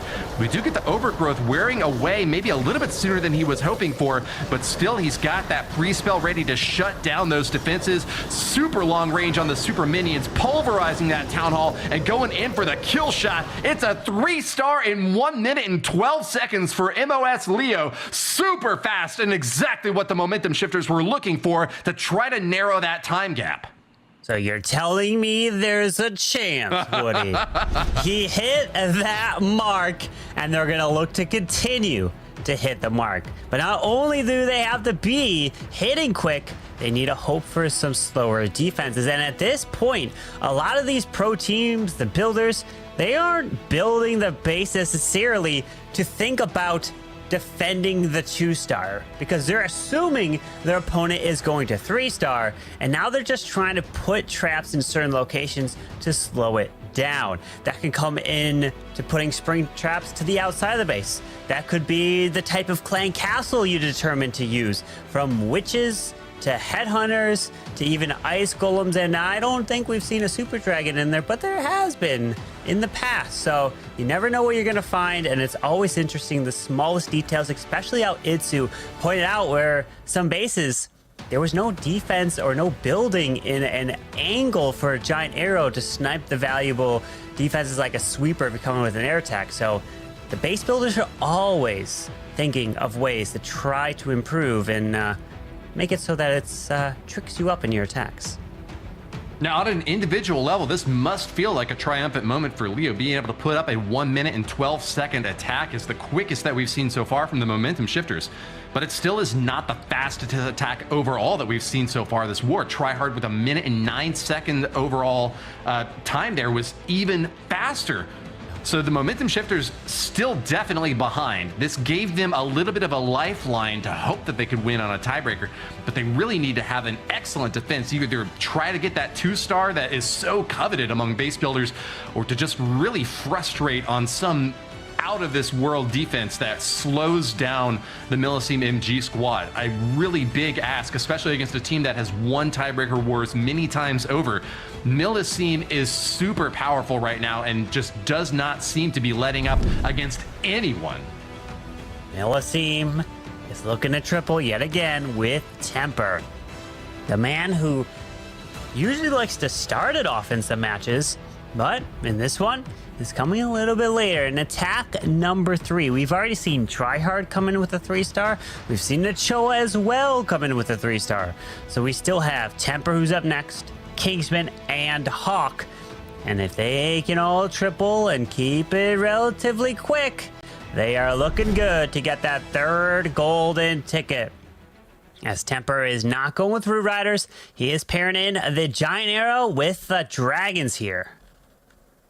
This is the sort of setup that we heard from Itsu as being indicative of a world-class team. Being able to swap out your position on the lineup and not always have to go first, but being able to go 3rd, 4th, or even 5th if you're trying to end things off with a bang. Temper is a world-class player to be sure, and he must have been slotted in this spot by intention of the captain from Millesime to try to make sure that he can get exactly what they need and when they need it. Battle Blimp going directly for the Town Hall is going to be able to grab that 1st star early on. Blues are going to get caught in a tornado trap and do get exploded there, but it looks like they will be able to continue pushing through. Freeze up on the top side now as he's already spent his Grand Warden's Eternal Tome to try to protect these dragons on the entry point. A lot being dropped super fast here, Carbon. Yeah, with that Warden protecting the dragons over there, it lasts long enough to continue through, but the one multi over to the left side is doing a bit, it's a kind of a problem there, as he's got a handful of multis and multi-archer towers, but he still has that Royal Champion ability. And the time is ticking here as he pops the RC ability to the bottom, moving through that one multi-archer tower to the left. The Queen helps to push through now, but she's going for a wall, and Temper is indeed getting that 3-star, and it is looking really good here for Millesime MG. He spent so much in the early phase of that attack, I was worried that the collapse at the end was not going to be enough damage to overcome the defenses, but he got the perfect collapse timing to squeeze the center with both the dragons that remain from the top side and a hog army complement from the bottom. He didn't even need to use a free spell in the core and instead dropped it over on the right side to try to save a few more seconds. A 1 minute and 13 second hit is going to be very good for Millesime MG. Almost tying up with Leo's 1 minute and 12 second right before that. It does narrow Millesime's MG's overall lead from 42 seconds down to just 41 seconds, but still an extremely impressive finish here from Temper and going to keep them far in the lead. With a 41 second differential now, easy math, you need a 20.5 second advantage on the last 2 attacks. Extremely difficult to pull off, and it looks ever more likely like Millesime MG is going to grab that golden ticket without the need of a bracket reset, Carbon. So the big thing now coming into these final 2 attacks for momentum shifters is you could see attack that is so risky that it 1-stars. Because at this point, they know that they have to go all out. Even if they have a certain attack strategy, they may have to be like, okay, yes, we could come with Root Riders, but we have to even adapt it even further, be as risky as possible, attack the base from every single different angle at the exact same time, getting troops down. That's really their only hope at this point if they want to be hitting a 60-second mark. Be very quick. You could still hit that mark. Doing the normal, a normal pro attack is very quick. Not like us trying to do it relatively slow, barely just securing a triple, but still, they have a chance. It's not over yet. Look, and that's the disadvantage of coming from the lower bracket. You don't have the flexibility of being able to allow a bracket reset to try again in another war. It's now or never, and their backs are up against the wall. The momentum shifters are no strangers to this position and have run through the lower bracket time and again, have even won on time-based tiebreakers. But you're right, in order to be able to pull that off, they're going to have to get very close to 60 seconds now and still hold on to their own defenses. Sean is the next one to try to make it happen against Kingsmen. He's bringing in the Root Riders, only 5 of them this time though, and even more DPS to try to smash through as quick as possible. Jump spell even to support probably a Barbarian King charge. He's going to waste no time at all as his fingers are flying across the screen, doing everything he can to get the picture perfect taps that he needs to execute a lightning fast 3-star charge, Carbon. Yeah, with those Root Riders coming straight to the bottom side, that jump spell was supposed to be for the King, but unfortunately he went around, and he's not going to go into the Ricochet cannon. Hold on, he's going back. He's coming back. He doesn't know where he's going. He's going to go back out. Wait, he's going to go back to the Royal Champion. Yep, he keeps going out of the base and in. He should come back. Oh my, as the Overgrowth is on the backside of this base here, as he did pop that Warden Eternal Tome, but we've got that Siege Barracks on the far left as the Ice Golems are now coming over to his main troops. Look, just that little dance with the King and the Queen on the right side corner is going to completely neuter his chances at getting that big smashing victory as quick as he really needed. We're approaching the 1-minute mark and he's barely got 60% of the base down. This could still be a 3-star and it looks like a solid attempt, but he is really running into a lot of problems, not just with time, but also base management. There's a lot of defenses that are big and scary, still holding on. The Monolith at the top side requires a freeze. He does have the Royal Champion hasted up and ready to smash through the end of it, but this is only going to be a typical victory when Sean really needed an out of this world 3-star destruction. A 1 minute and 24-second attack from the momentum shifters keeps their average time within contention, pulling the average actually down just a little bit more. But that 41-second lead for Millesime MG just seems insuperable at this point. How can you overcome that? Yeah, it's going to be so difficult. The only hope that they have is to get a defense.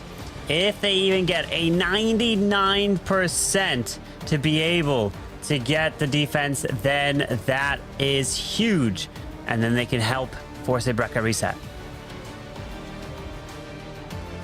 So still a lot of leeway here for Millesime MG with a 41-second lead going into this last round. We could still even see a 2 minute and 5 second attack from Millesime on the next round, and it would still be tied up. That just shows you how far ahead they are on time and how desperate this position is now for the momentum shifters to try to get a 2-star on defense. Meanwhile, Millesime MG do not have to be taking risks at all. They are not sweating. The adrenaline might be pumping there, but they are not in any sort of pressure point at all. They have done this time and again, crushing foes all across the board, starting out in the upper bracket with a preferential seed and going perfect along the entire route of this path. It seems like the golden ticket is just within reach, and all they need to do is execute 2 more clean hits, Carbon. I can just imagine being there for Millesime MG and their anticipation. They know the golden ticket is within an arm's reach. I'm just thinking of an image right now. Picture this. Let's say like the Hog Rider coming in, just trying to grab like a golden hammer, right? Just trying to grab it. It's so close, but you have to get those final triples. Can Kingsman get it here with the Root Riders and Valkyries? He does have the Overgrowth and a jump. We're going to be seeing the King utilize a jump. Hopefully the King goes in the proper compartment here and he doesn't run around like some other attacks. Kingsman starting off with the king and queen on the right side corner, gives him a jump spell, and they won't be doing the dance around that we saw in that previous attack. He's going to be going straight for that core. Archer Queen supporting over there as well to provide additional funneling and make sure he goes exactly where he wants him to go. Kingsman also dropping that Grand Warden up at the top side to support the Root Riders. We see that Royal Champion already getting great work done as she's going to stab down that Eagle Artillery on the top left side. No problems at all so far as he moves his way into the core. He does get slowed down a little bit with a Tornado Trap spinning him around, but he drops the Overgrowth spell, does not nab that Multi-Archer Tower in the very core. Not sure if that was intended or not, but it's going to allow the Root Riders to take it out as they rage on into the center, Carbon. And he did pop that queen ability off to the right. She's going through the monolith. Root Riders have passed through around the town hall. They will come back, and the queen looks like she is actually still alive to the right side. He decides a wall break over there to allow the queen to continue her way into the multi, but he does not have the RC ability. She is going down here. Down goes the RC, but he's got some Velks. Root Riders come back to the core. Parry in a rage and a freeze there. Town hall is frozen, and he's moving his way right on in. And Kingsman is delivering a 3-star here. They are one attack away from getting a golden ticket. No flubs at all on timing. Kingsman with the triple still had plenty of troops left to finish that one off and was not even breaking a sweat. A 1 minute and 22-second attack was even quicker than that we just saw from Sean, and it even expands the difference in time up to a 43-second differential in Millesime MG's favor. The captain for Millesime MG delivers there, gets it done, and now it comes down to Hawk. Does he switch up the plan to go with a safer 3-star? You can't really do that if momentum shifters triple, because if he comes in with a queen charge Root Rider attack that he did against Tribe to win that match, then that could be slow. That could be over a 2-minute attack, and that could almost lose you the war depending on how fast this last attack that is coming in from momentum shifters. So yes, Millesime MG have a healthy lead in terms of time, but that could still go away depending on this last attack. Time is a precious resource, Carbon, and as the defenders in the upper bracket, Millesime have the advantage to wait and see what momentum shifters are going to do on each round of attack. They get 3 more minutes minimum to be able to prep, to think about every single wave of their hits, and they get the right to respond against momentum shifters. They don't even have to, try this mind game prediction. Do I need to go for the safe 3? Do I need to try to go pedal to the metal and accelerate all the way to the end? This is an awful spot for momentum shifters to have to be in, and so terrifyingly difficult. Going 3 stars all the way through and still having to make a tough decision like this in your last attack. And it also bears mentioning that the last attack is, ideally chosen by the captain as the attack that might require the most time to plan. That might be the most risky position one way or another, to try to seal a quick hit or to go for that safe 3, depending upon what their position is. They do not have an easy position, and it is not going to be a walk-off finish for Millesime MG or momentum shifters. But I think Millesime are still very happy about where they're standing right now. And that's exactly how we like it. Coming down to the final attack in the weekend. To go for a golden ticket, as we're seeing the final attack going to be coming in from momentum shifters. Can they deliver the 3-star to put the pressure onto Hawk? Because they already have a silver ticket. And look at that. I can hear it. Oh, man, it was triggering. Maybe every time I say it, it'll be you hear that. But here we go with the Root Riders and an Overgrowth. Going to come in with that king. Going to path him in towards that town hall. Comparing that jump spell. But that king, he looks like he's walking around. Oh, he does not go into the wall break. That is so tough to deal with, and facing off against a monolith in that left compartment to have to try to knock down It is just pulverizing these poor Root Riders. A quick timing on that Eternal Tome will protect the Valks that were trying to charge in, but the CC pull has begun.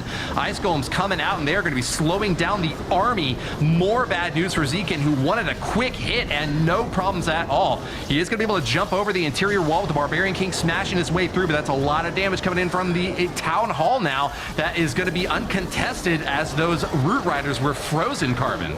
Yeah, with the freeze towards that multi-target Inferno, we got the Super Barbs all around the edge to help continue to take out those buildings and the defenses, as the World Champion Hurt ability has already been popped. The one rage spell left and a freeze continuing. Those Root Riders to the top side are taking a lot of damage, and unfortunately, Another this one goes down. doesn't even look like Hawk will even have to triple at this point. No, he's holding his head in his hands, just cradling himself, trying to hope beyond hope that a miracle could happen for these troops to be able to power through. But it is not looking likely at all. That Eagle artillery has just been pummeling the entire time, and without any way to crack into any of these corners, without having the last and final core decisively finished off. Zekin just has to hold his head high and hope for a defense against Millesime MG. The 2-star 88% is going to be a drop in momentum shifters' likelihood of winning this war, as Millesime can now just go for the safe triple and win it all. Yep, Hawk can change, but I don't think Hawk is going to completely change an attack using a Queen charge. Healers, Root Riders, does he go in with a different one, or will he go with speed? Doesn't need it, just have to pass at 88%. You hit the 89 and you are victorious. And you get a golden ticket with the Earthquake straight into the core. We have the Queen, and look at that. Pops the Queen ability to take out the core. But what I found crazy, first the Queen targeted the right side, then turned and hit the building and was able to use the arrow after the fact. And that is so hard to do, as now pushing the Root Riders straight to the bottom side multi-target Inferno. Hawk has got such an expert strategic mind at display here. He can switch off his strat as needed as the 5th and final attacker to try to make it happen any way his team needs. He is going for that triple as those Root Riders are ready to storm into the core compartment, targeting both of those scatter shots, and he really wants to take them down as quickly as he can. Getting frozen up and slowed down just a little bit, but they are going down one after another, Carbon. With the Root Riders into the core, that Town Hall is under the Overgrowth spell. Still has a World Champion ability, a Rage, a Freeze, moving his way around, and the Queen will be able to help go for the tunnel after the fact. The Town Hall is still there. Finally, now the Overgrowth disappears, drops a Rage, pops the RC ability, and congratulations to Millesime MG, as they will be the 3rd team to be getting a golden ticket. And we will be seeing them later in the Clash of Clans World Championship Finals. What an unbelievable performance. Undefeated through this weekend, and well deserved. And Momentum Shifters will be getting a silver ticket, and they will have an opportunity in the last chance qualifiers to try to get a golden ticket. And maybe we may see them again. Congratulations to Millesime MG earning their golden ticket and dropping the hammer against every competitor. They are not going to forget this June performance when they are fighting in the World Championship. This is exactly what we wanted to see from them, and the sort of quality that can take them on to win the whole thing. $1 million prize pool on the line for events this year, and Millesime MG will be contending in the World Championship at the end of it all. This could be their year to claim the world title and finally prove to everyone that they can be the best. And Woody had to swag his golden hammer right in front of us all. Unbelievable performance there from Millesime MG, and they totally deserved it. Last month was not their month, but they have now claimed it. They can take a deep breath and take it easy and now focus on the World Championship later at the end. We know the metas will completely shift, can move from Root Riders to Dragons to something completely different. Who knows?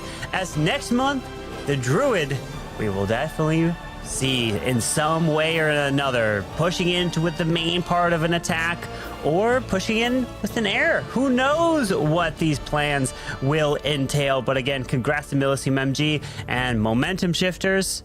They're still in the competition, but they'll just have a silver ticket, try to compete in the last chance qualifiers. They can obviously try to compete next month and upgrade their silver ticket to a golden ticket, but if they don't, they still have that chance once the last chance qualifier comes around.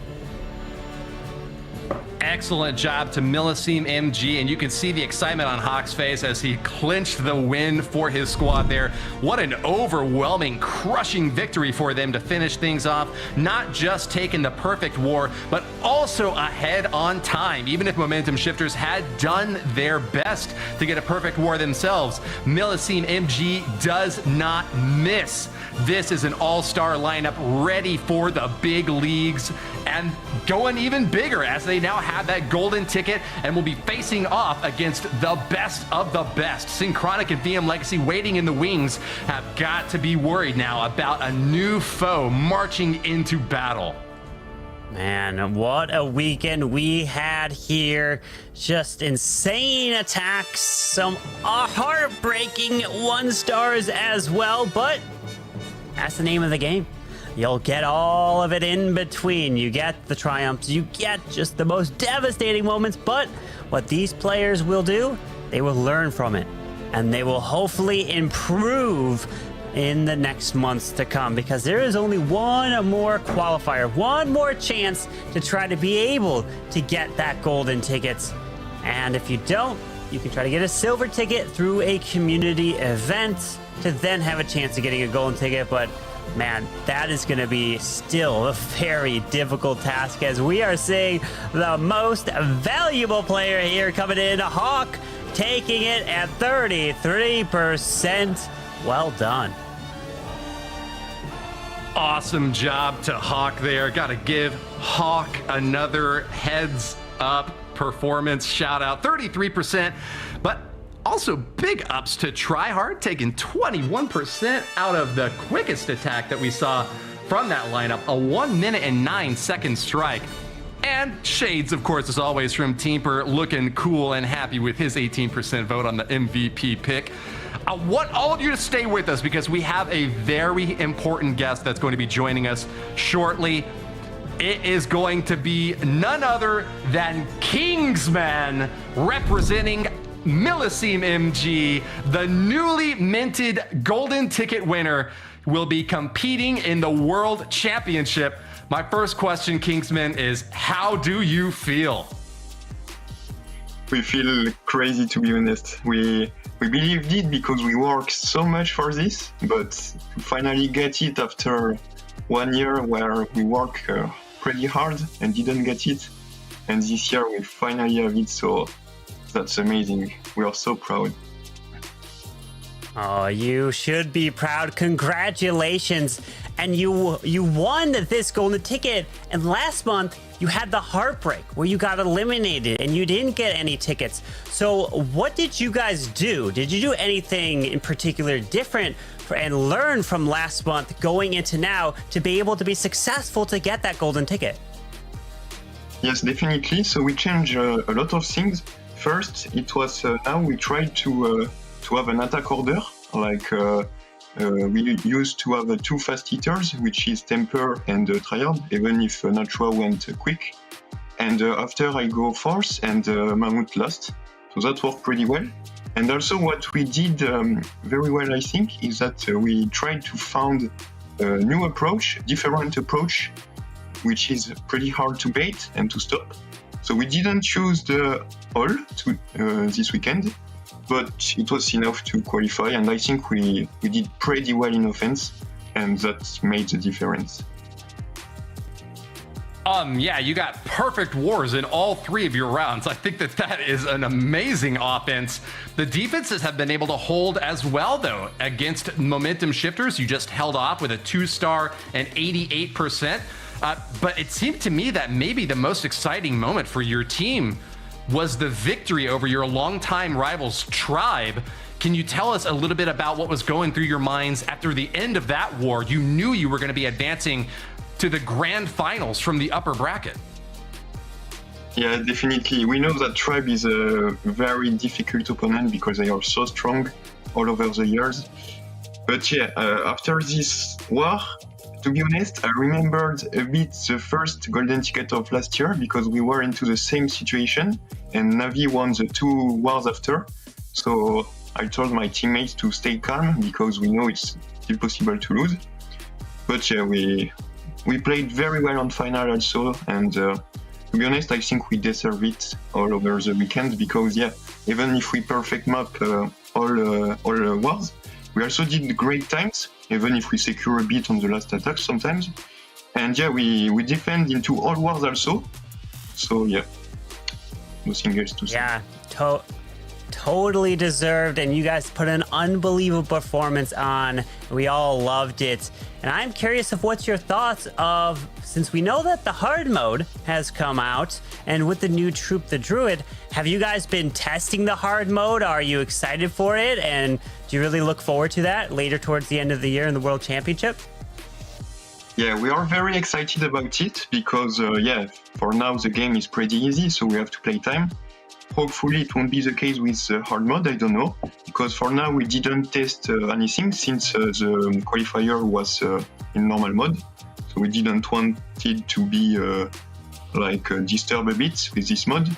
And same for the Druid, we didn't test since it was banned for this weekend.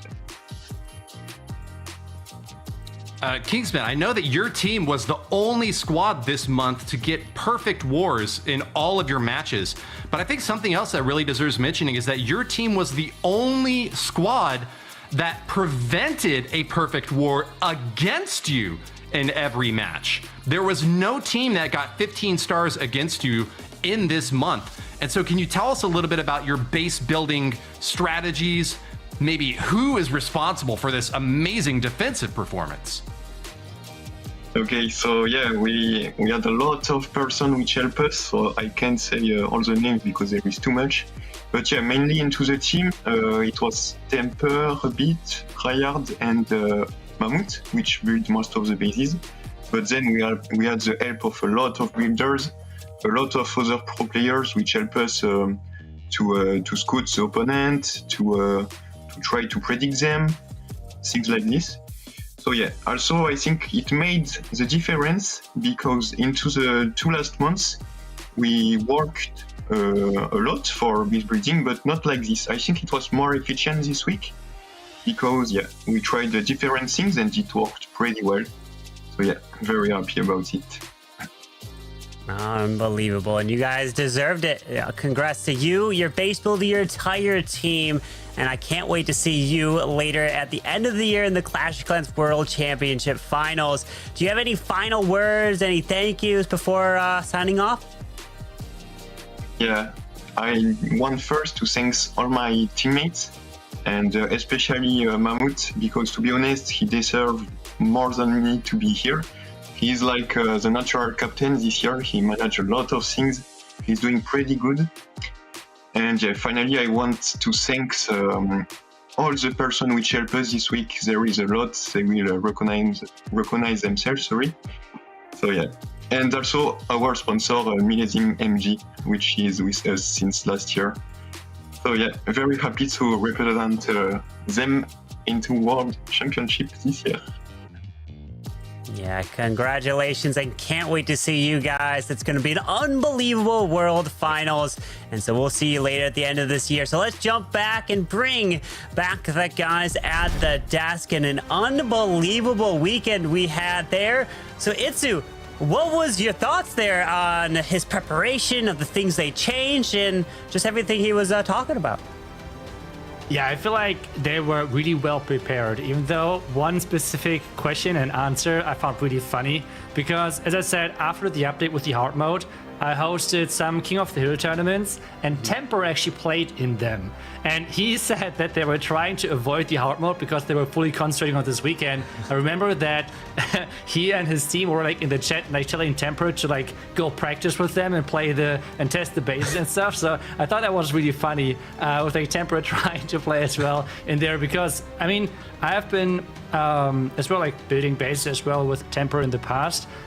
He is really as well into legend pushing and stuff. So I know that he just loves playing the game non-stop. So it was kind of funny to me seeing that he wants to get as much practice in, even if the hard mode at this stage is not really relevant for them. So, but it just shows, I think, overall the atmosphere within the team that they work really well alongside each other, and as well can like work alongside each other really well as well. But Bash, what did you think about the interview? Oh, it was amazing interview. You could just tell the preparation. It seems like they're meshing really well. We kind of talked about, adding in a few different pieces there, but it seems like those pieces just fell in where they should, and everyone kind of came together. Team effort, got the job done. Really proud of those guys. I said it was their month, and I meant it, but you could see there with their preparation, their attacks, even their defenses, like Woody pointed out, they were the only team not to get perfected this weekend. So huge props to them. GG's, and GG's to Momentum Shifters also on the silver ticket. Yeah, congrats. So let's bring up the bracket one final time here for this month. And Millesime MG going undefeated. Perfect war. And indeed, they gave up 13 stars, 14 and 14. Their defenses shined here in this weekend's competitions, which means we are going to be seeing them later the end of the year in the Clash of Clans World Championship Finals, as they are now the third team to be getting a golden ticket, joining the likes of VM Legacy and Synchronic. But we have some unbelievable teams in the silver ticket last chance qualifiers, Itsu. Yeah, and I think Momentum Shifters on this one is a really cool underdog story. I feel like with having Millesime and Tribe in this qualifier, it was for a lot of people like a done deal to some degree that Tribe and Millesime would like share those two tickets. But Momentum Shifters really coming in clutch, showing up when this matters was really strong from them. And from the previous month, we had Savage Elite and Batang with those silver tickets, which means we will see them for sure later this year in the last chance qualifier, fighting for the last remaining golden tickets then, Woody. Right, you are. And I also want to go back to something that Kingsman said right toward the end of our interview. He mentioned that it was the teamwork that got his squad there. He called out Mahmoud especially as one of the guys that was really responsible for their success. It's not just the individual players or even the sum of those individual skills, but it is all about that cohesion. That was what I was questioning about Millesime MG going up against Tribe, a squad that had been together for many more years and seemed really difficult to overcome. But Millesime have found that secret sauce. They've got that cohesion now. They've proven that they are a top team, and with a golden ticket now, they have nothing to prove. They're just going to be going to the World Championship with every single opportunity that every other team has at taking that title down. The silver ticket team run, though, I agree with you perfectly on that as well, Itsu. The fact that Tribe was knocked out by Momentum Shifters also shows that the tickets are up for grabs every single month, and you can't ever really predict what is going to happen. Even the best predictions from our casting team still comes up short every now and then. I think Carbon probably took the winning spot this month, but still, it's hard to say when the teams are this skilled, when there's dark horse candidates all across the esports scene, who is going to end up on top. Bash, what were your impressions, though? I mean, when you have a team like Millesime and you add those new pieces in, it just shows how selfless all of these players are. They're all about falling in line, getting the job done. If I need to build bases today, that's what I'm doing. If I need to be practicing this today, that's what I'm doing. And you could see that there with the interview, with Timber even playing in Itsu's King of the Hills. They just have such a passion for the game. So it was very good to see that all come together and work out. And I mean, even Hawk went perfect throughout the qualifier, if I remember right. So huge props there. Those guys put in a lot of effort. I'm really proud of Momentum Shifters. After that first war we saw them, like they really ran that lower bracket and did a great job. So huge props to both of our teams, and well earned this weekend, and very, very nice performances. Great performances all around, and that means that we're gonna have great performances as well next month. So you guys make sure you do not miss that, because you could potentially be competing, because it's going to be open to everyone in the game that signs up. So just be able to head over into the game, click the esports tab, which is kind of on the right. You'll see a little esports logo like the world there, and you can learn all about it to try to sign up for the final month for the July qualifiers and try to get a golden ticket. But that is going to be wrapping it up here today for us. Want to send a huge shout out to the Supercell, to the event, to the staff, to my fellow co-casters, all of you at home, and of course the players for putting on an amazing show. Thank you so much. And I'll get your guys' final thoughts as well. Itsu, how about you? I mean, I'm just really looking forward to the next qualifier, because there is still some big names out there who have not gotten a silver or a golden ticket, just throwing with like 2 names in there with Navi and Tribe. So this next qualifier is going to be intense, because all of those teams are going to fight for the last remaining silver or golden ticket spots, and that will be crazy. That will be something I'm looking forward to. Woody, how about you? Congratulations to the teams that performed so well this month, earning thousands of dollars and 2 tickets in some cases. Also, big thanks to the viewers out there. The reason why there is a competitive esports scene is to keep this community energized, engaged, and excited about what is to come in Clash of Clans. And we know that next month what is to come is the Druid. If you want to learn more about that troop and how we might see a little bit more of him in the next round of competition, make sure to check out the channels of my good friends Carbon Fin, Itsu, and Clash Bashing. They can give you lots of details on how that troop can be incorporated into armies and how you can make the most of it yourself. But that's all from me. I'll toss it up to Bash now for final thoughts. I just wanted to thank you guys, the co-casters, for embracing me on my first month here on the qualifiers, and the viewers at home as well, as along with our production crew. It was an absolute honor to be able to cast this, but this event was incredible. I am looking forward to the rest of it. Man, I'm really curious to see what the pros do with the Druids. I'm looking forward to it, but just I'm beyond grateful. So thank you guys for this opportunity, and thank all the viewers at home for supporting the stream and supporting these teams and allowing us to have these awesome esports to cast. Absolutely. And again, thank you to all of you at home, and make sure to sign up if you want to compete for next month's qualifiers. Learn all about it in game, and make sure you're following the Clash of Clans esports channels. They've got all the info, they got the highlights, and you don't want to miss that. But that's going to be it for this month. And again, congratulations to Millesime MG for getting that golden ticket. Till then, Clash on.